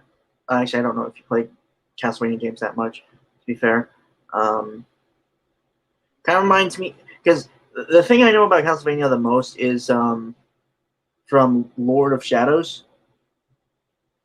I realize it's completely different continuity and stuff, and Oh, okay, the alternate timeline bullshit where Trevor was also Alucard, I think, right? I think so. I don't know quite as much about the alternate timeline because I think a lot of the choices they made were very, very, very stupid. Well, to be fair, I like that Dracula was played by I believe David Carlisle. I didn't know that. The guy who plays Rumpelstiltskin. That's Robert Carlisle. Robert Carlisle. Thank you. I wasn't sure at first. Yeah. Who is always a win, even though the Lords of Shadows timeline is kind of infuriating. Yeah. I think you could just you look at the cutscenes for him alone. I think you'd like it, just for Robert Carlisle's performance. Like I said, Robert Carlisle is always a win. So whenever he shows up, it'll be a good time. Yeah. Yeah, I got it. The suit kind of makes me think a little bit of. Yeah, it does. You're right. It does look a lot like Alucard's original stuff. Sure. Particularly in terms of Symphony of the Night. It looks like a translation of his outfit from Symphony of the Night, and that does seem to be where most of the aesthetic of the show comes from. Is Symphony of the Night, and of course the plot is mostly Castlevania 3: Dracula's Curse. But yeah. Okay. Shall we? We shall. Banana. Banana. I can do something for you. Sisters, Hector is finally ready to start making night creatures. We could take the entire world for our own. It's a spell. It will have the name of the person he was trying to bring back from the dead. Oh, let me guess. Okay, first off, Carmilla is a bitch. Yeah, and Lenore, fuck you too, because the entirety of the end of season 3 was just a clusterfuck of fuck you, so fuck you. I don't mind Miranda and Striga though. They strike me cool. as likable. Yeah, they seem cool. Yeah. Granted, I wouldn't want to be anywhere near them because they would probably see me as food, but Dude, they'll see any one of us as food. yeah. Honestly. So if I were in the Castlevania universe, with magic similar to the Syphas, it would be one of those come at me bitch sort of things. Like I can do this if we want to do this. You'll burn for it, but okay. All right. Banana.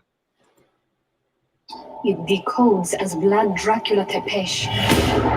Why the fuck would anyone do that? Would you do that? I wish I could fucking kill you twice. We killed Dracula. And now we have to spend the rest of our lives making sure nobody brings him back from the dead. It's kind of. I mean, like, yeah, that is kind of the premise of the game, obviously.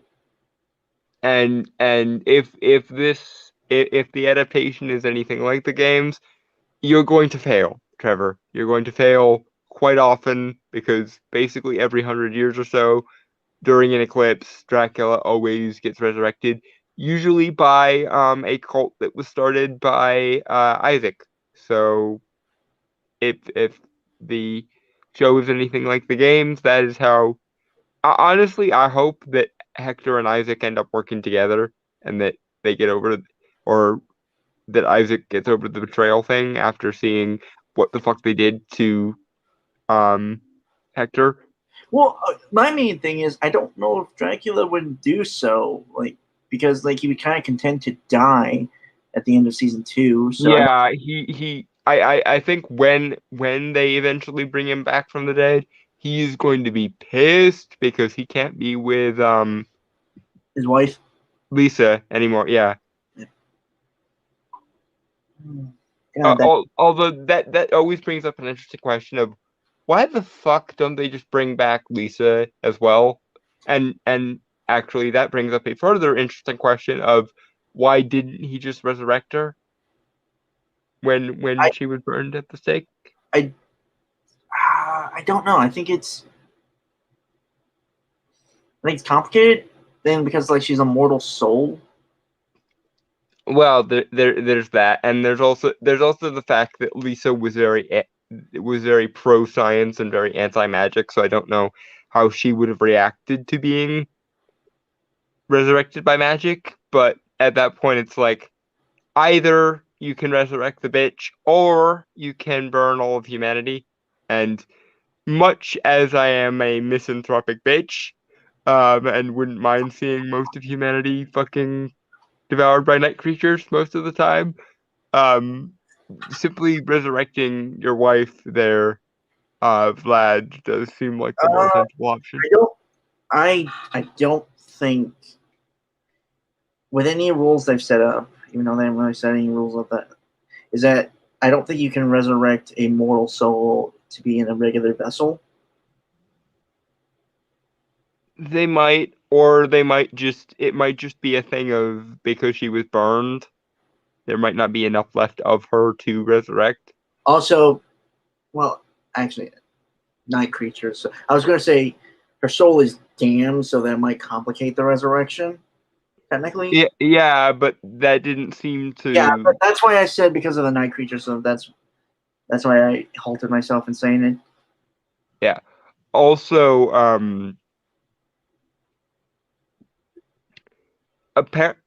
at least as far as when Dracula died, he was burned as well because his body was basically reduced to ash when Alucard staked him, and then Sypha cleaned it up by burning him further. So yeah, this is gonna be complicated. But I'm gonna guess that the reason they'll give, if they ever do give one, is Dracula was so stricken with grief and so enraged that humans would even do that in the first place, that he just was on a one-track mind.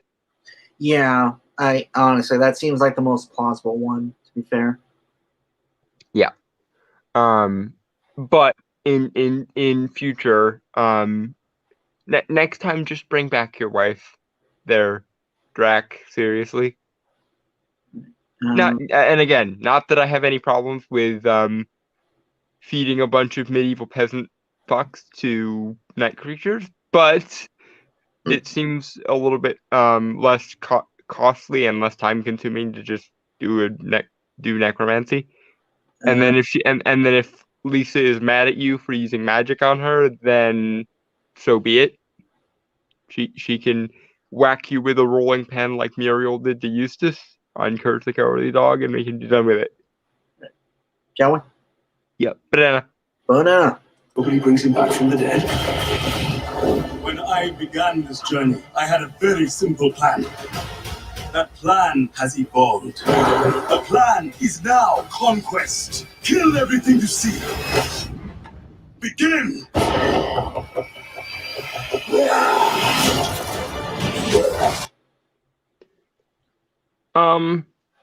This seems like a bit of a step backwards for Isaac, given that most of the best parts of season 3 were making me like him. Right. It could. I don't know. I think the scene is kind of taken out of context, obviously, because he might very well be talking about Styria. So if he's talking about taking over the kingdom from the 4 vampire bitches, then that makes sense. But the way he was talking made it seem like his entire plan now is conquest, which runs counter to the whole teaching the world to be kind thing that he had going in season 3. Well, yeah. I think we just have to wait until like the actual season comes out. Yeah. I just hope they don't backtrack on his character, because Isaac basically went from being my least favorite character to my most favorite character, and I don't want that to go back to the way it was. What's weird, he was kind of one of my favorite characters from the get-go. Well, Alucard will always be like my favorite. He's like Isaac was my second favorite, to be fair. Mm. Like even when he wasn't just kind of an asshole in season 2, I just found him interesting. Like more along the lines of his like friendship with Dracula. His very obviously having a gay crush friendship with Dracula. Oh, so I wasn't the only one who noticed it. Okay. No, it was very obvious that he had projected his denied sexuality onto Dracula. Although I can't say I blame him. So, meh. Yeah. Okay. Shall we? Banana.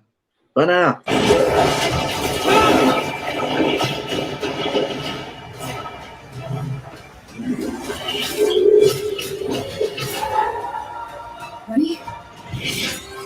Well, no. But when's that Ever stopped us?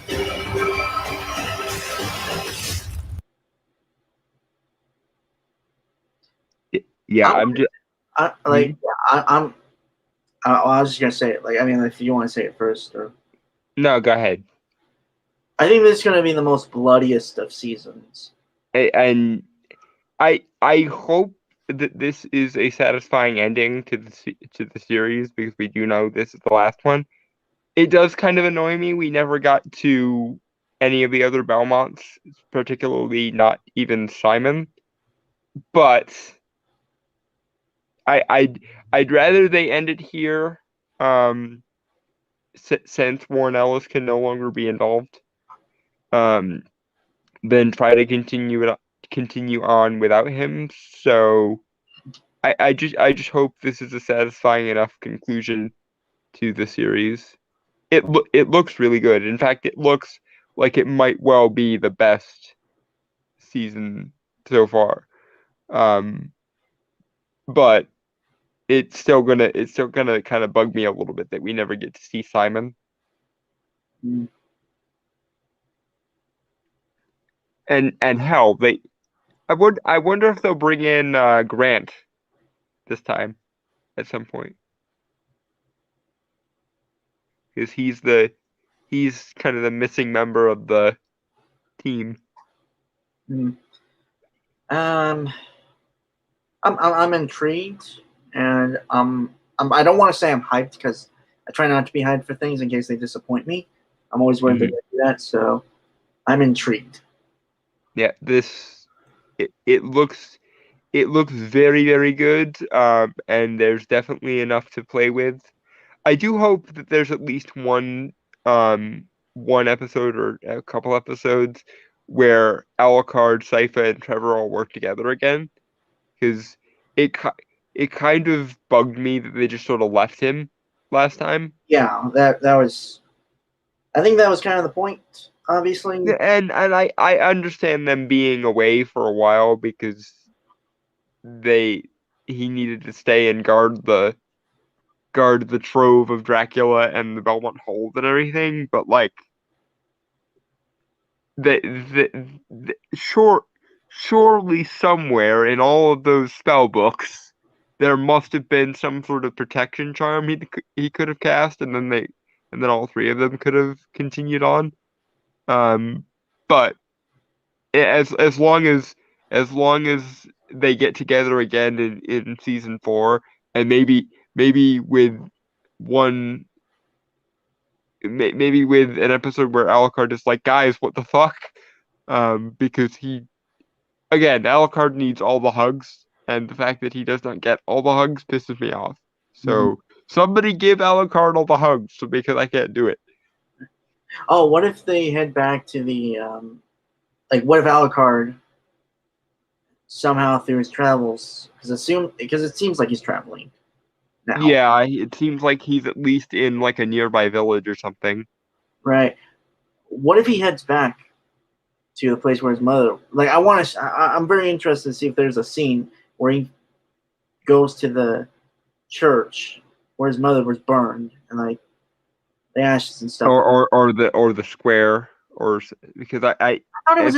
It looked like it was in a church hall, but no, I believe it was outside. It was like in the middle of a town square. Right. Okay, yeah, I remember now. I just like, it's been a long time. Yeah. The church scene was the scene with the priest, confronting the demon. Oh, dude, that scene was. Yeah, it's probably the best scene of the entire show. Like, god damn it. I was gonna say most horrifying, but okay.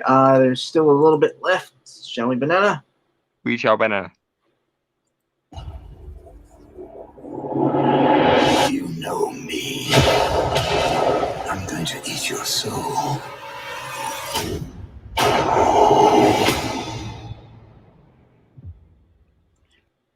I think that's Dracula. I think. Well, it sounds like him. Kinda. It does. So maybe he's sort of stuck halfway, manifested between forms or something, or possibly. I couldn't tell you. I think if anything, they're gonna do the thing where like when he gets resurrected, he's in skeletal form, but as he eats more, he'll regain his humanoid appearance. Yeah. I'm intrigued. Again, I don't want to say excited or hyped because it has the possibility that since Warren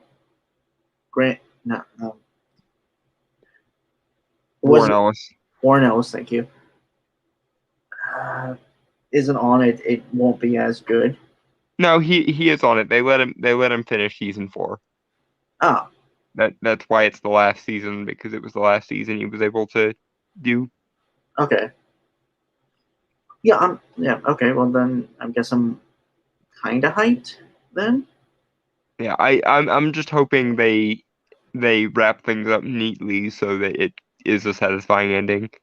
Because I think I know as well as everyone else knows that this was supposed to continue longer, like every other anime in the world, and we were supposed to get various different Belmonts probably. Mm. But the moralistic preening that is hashtag Me Too happened, and now we're left with 4 seasons. But I have faith in Warren Ellis's ability to wrap this up reasonably. So I'm hoping it's not a cliffhanger ending, because if it's a cliffhanger ending, I'm gonna be annoyed. Although maybe he'll find somewhere else to produce it. Maybe, I hope. Or how maybe they'll start doing like direct to video Castlevania movies. That would be good. Right. All right. So since we're still talking about like video game adaptations, and something came out last week. Yep.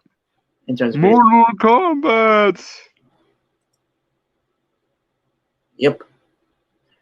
The 2021 Mortal Kombat movie, starring a bunch of really great actors and stuntmen who are also actors.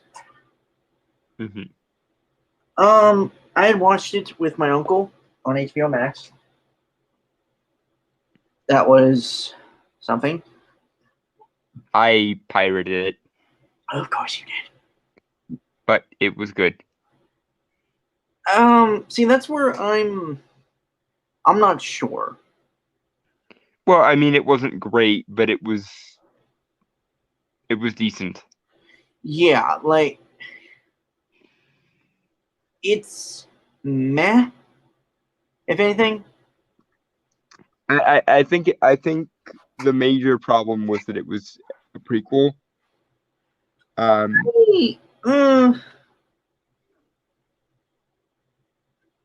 don't know about that. Because it was very obviously setting up for a tournament that will happen later, which I guess is fine. I kind of liked that. Not the prequel thing, because I don't think it's prequel. I like the idea. It's an interesting plot because like it fleshes out the world kind of with it, like Shang Tsung trying to like break down the number of fighters for the Mortal Kombat tournament. I think that's interesting, and yeah, I think if anything, the major problem is it's too fast. Yeah, it didn't have nearly enough time. It honestly should have been like 2.5 hours. Yeah, it's only like an hour 50 movie. Yeah, which is very short, especially by modern standards. Yeah, and given the density of the lore of Mortal Kombat, again, this should have been a 2.5 hour epic. It should have been like on par with like Godzilla versus Kong or an Avengers movie. Right, and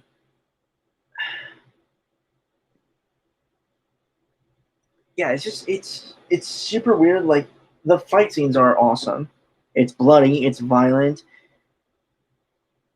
but it feels like okay. And Don and I, you had a discussion about this during the week. We hung out briefly about my thoughts on it. It has a skeleton and it has heart. Yeah. But it lacks a brain, I think is how I said it. I think so. Yeah. It's just like it's just kind of like generic. And I don't okay, maybe not generic, but it's just it's lacking something to make it truly good.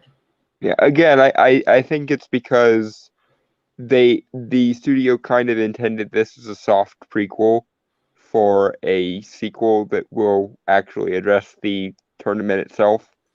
And so a lot of the like epicified momentum kind of got shunted off until we'll address this later in the next one if we get a sequel, which is fine, I guess, but it kind of nerfed this one.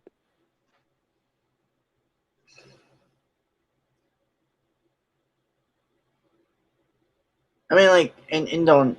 I'll be honest, folks. I kind of and almost immediately after. I don't can attest to this. Almost immediately after watching the movie, I kind of started doing a rewrite of it. Yeah. So working on that Hmm. because, like, again, I don't think it's bad. Like, it's got moments and stuff in it. The characters are pretty cool and awesome. It's just that there's not a lot there, and you can make the argument that it's just a fighting game and it's simplistic, and the movie matches that. I disagree. Yeah, there's 30 years of lore to this franchise, and even 2 years into it being released, it was popular and big enough to be a movie because the first game was in like 1993, and of course the movies started the original set of movies started in 1995. So this franchise clearly matters to people. So I don't. Yeah. I just it lacks that something that I think it really should have had to make it like this big monumental thing that it could have been. I mean, like, I'm not saying it's not. I'm just saying, like, it's not as big as I think it could have been. Yeah, it did a lot better than I think a lot of people were expecting because of the video game movie curse that is kind of a thing, Yeah. or seems to be a thing. But it could have a lot of this could have been solved by just going full tilt with the mythology and just going for it.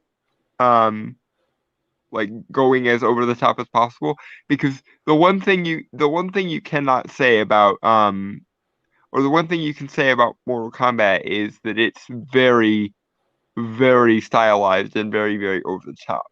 And I think leaning into that more and just going whole hog with it would have benefited the movie a lot more. I also want to bring up the original character, like the main character of the movie, Cole Young, who is like a descendant of Scorpion. Spoilers, by the way. Yeah. Which means presumably in the next one he will become Scorpion, probably. I don't know. Because Scorpion is a identity that does get passed down in the games sometimes. So That's Sub-Zero. They both kind of do sometimes, from what I remember.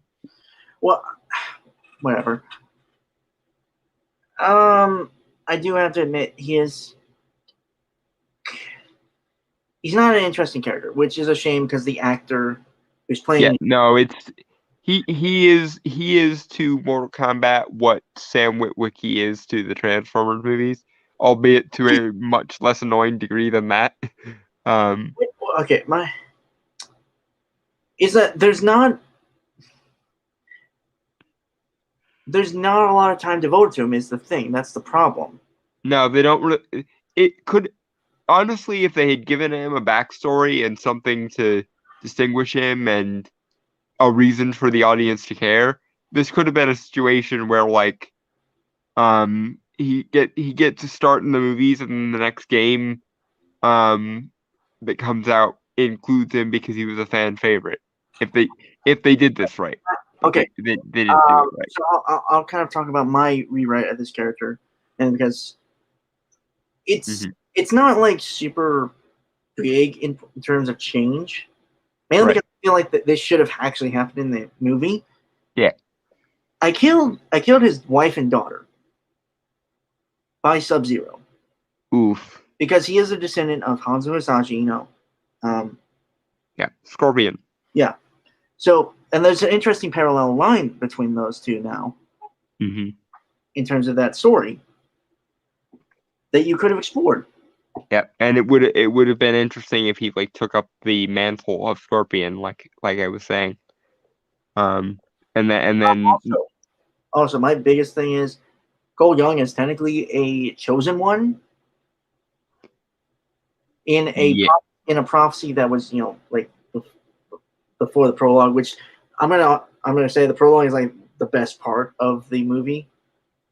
Oh, by several miles, I think. Yeah. Yeah.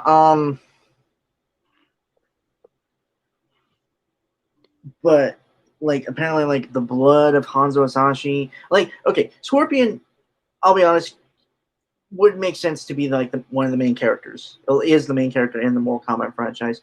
Granted, I've always saw Liu Kang as kind of being like the protagonist of the story. Yeah. Especially like in the original games and stuff. Yeah. From everything I've studied and Yeah. into in Mortal Kombat. But it's again like it almost makes it seem like Cole is like again like this big badass chosen one. I kind of want Gary Stu, kinda. But and the fact that he was a character who was made up for the sake of the movie and meant to be an audience POV character doesn't help matters, because there are characters that you could get away with being the chosen one, like Liu Kang, or even Johnny Cage or Scorpion, but to make the nondescript ordinary dude created for the sake of moving the plot along, the chosen one, is kind of insulting to the mythos. Actually, you know what? I'll pull up the description I had for Cole Young for like my rewrite, just so because and I looked him up like on the wiki for Mortal Kombat, just so I'd have a base of what he is, right? Right. Not a lot there, by the way. Unfortunately. Mm-hmm. All right. All right. So Cole Young, former MMA welterweight champion. Look up weight classes in terms of MMA. I did for that, but fell from grace after his fourth title defense match against a young up and coming star. Now he does underground matches in order to pay the bills. In his youth, he lived on the south side of Chicago, where he got into plenty of scraps. Many would say he had a vicious streak to him, but that all changed when he met his wife, Allison, who was one of the only people brave enough to stand up to him and actually fight him. Busted his nose, and he was in love. After years of rivalry and aggressive flirting, they dated and eventually married and had their daughter, Emily. Well, okay. I'm sorry. Just knowing your proclivities as far as women go, that is extremely hilarious. Okay, shut the fuck up. But my reasoning for that is because of who Scorpion is, Hanzo Hasashi. Mm-hmm. I assume like his blood, like certain genetic traits in terms of personality that his line would have would be kind of aggressiveness and attitude problems. Right. I'm not disputing that it makes sense in context. I'm just saying, as somebody who kind of has been, looked behind the curtain and knows your proclivities quite well, it's sort of hilarious to me, because I know you well enough to know that if you were in his place, this is exactly how this would work. Fuck off. But okay, I'm not even done talking about like the description I have written down. It's a little long, not gonna lie. Mm-hmm. Mm-hmm. But to be fair, that is a very interesting character off the bat there, right? Yeah.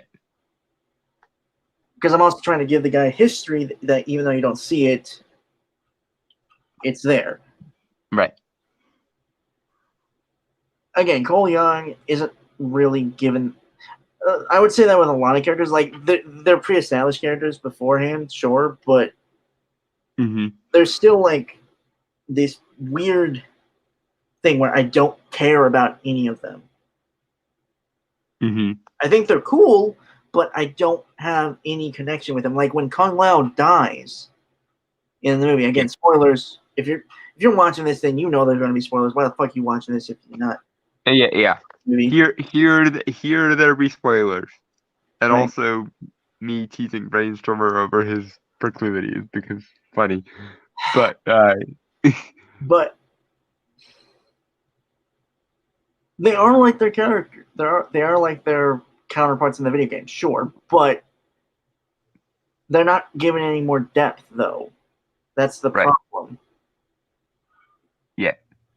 And like again, like they're when they first started out, yes, they were very much caricatures of tropes. Yeah. But through the years, they've obviously just gotten more interesting. Yeah, there is a mythos, and that mythos is important to people who play the games. Right. I'm sorry. Also, this is another aspect where the pacing really shoots this movie in the foot. Because if it had another 30, 40 minutes to play with, this would have been a good use of it, is establishing that these characters do have backstories akin to the ones they have in the games. Right.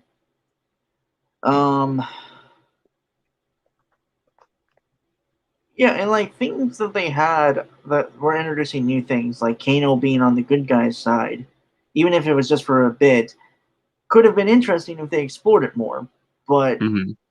they didn't, Mm-hmm. which I found a shame. Yeah. Like, it's kind of, I don't want to say it, but it is kind of like Rian Johnson's Last Jedi, in a way that they had introduced all these interesting ideas. And did precisely fuck all with them. Although, to be fair, this movie is much better than I'm not Last Jedi. I'm not saying it's on that crap level as Mm-hmm. it is, but it's the same. But it's the same mistake. Basically. Yeah. That's the biggest thing is like it's just it's just like they have these interesting ideas, they don't go far enough with them is the thing.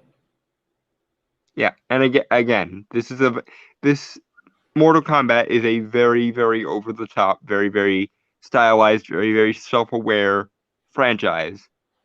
So to do it justice, you kind of got to go all in with it. Like, and even the deaths and the fights, even though they were really good, they could have been so much better if they just went balls to the wall with it and basically did Crouching Tiger, Hidden Dragon maneuvers the whole time. Yeah. Because for as awesome as the hand-to-hand stuff was, it could have been so much better if they had thrown in more like kung fu flips and powers and all the weird, wonderful, wacky stuff that we go to Mortal Kombat for. Yeah. And like imagine if when somebody gets cut or when somebody dies, if it was just like Hammer horror levels of blood spatter. We actually do get a couple moments like that, but they're very short and brief is the thing. Yeah, and it's like I said, it's still relative to the over-the-top nature of Mortal Kombat, it's still very restrained. But if they just went balls to the wall Hammer horror with it and just blood spatter all over the place, like freaking Ash versus Evil Dead, that would have been so satisfying. Yeah. But yeah, I don't think it's as crappy as some people have been saying. No, and it is better than the 90s movies for the most part. Yeah. The 90s movies were very kitschy and very campy. Yeah, but not even necessarily in the over the top way. So like it's still I think improved on what the 90s movies did. But that being said, let's just say I want a sequel to this. I hope that it did well enough that Warner Brothers feels justified in greenlighting a sequel, and that the actual tournament will be as over the top as I want it to be. Right. Yeah, my overall thoughts are I liked it, but I really wanted more. Yeah, it's untouched and unactualized potential is, I think, the biggest problem with it. Yeah.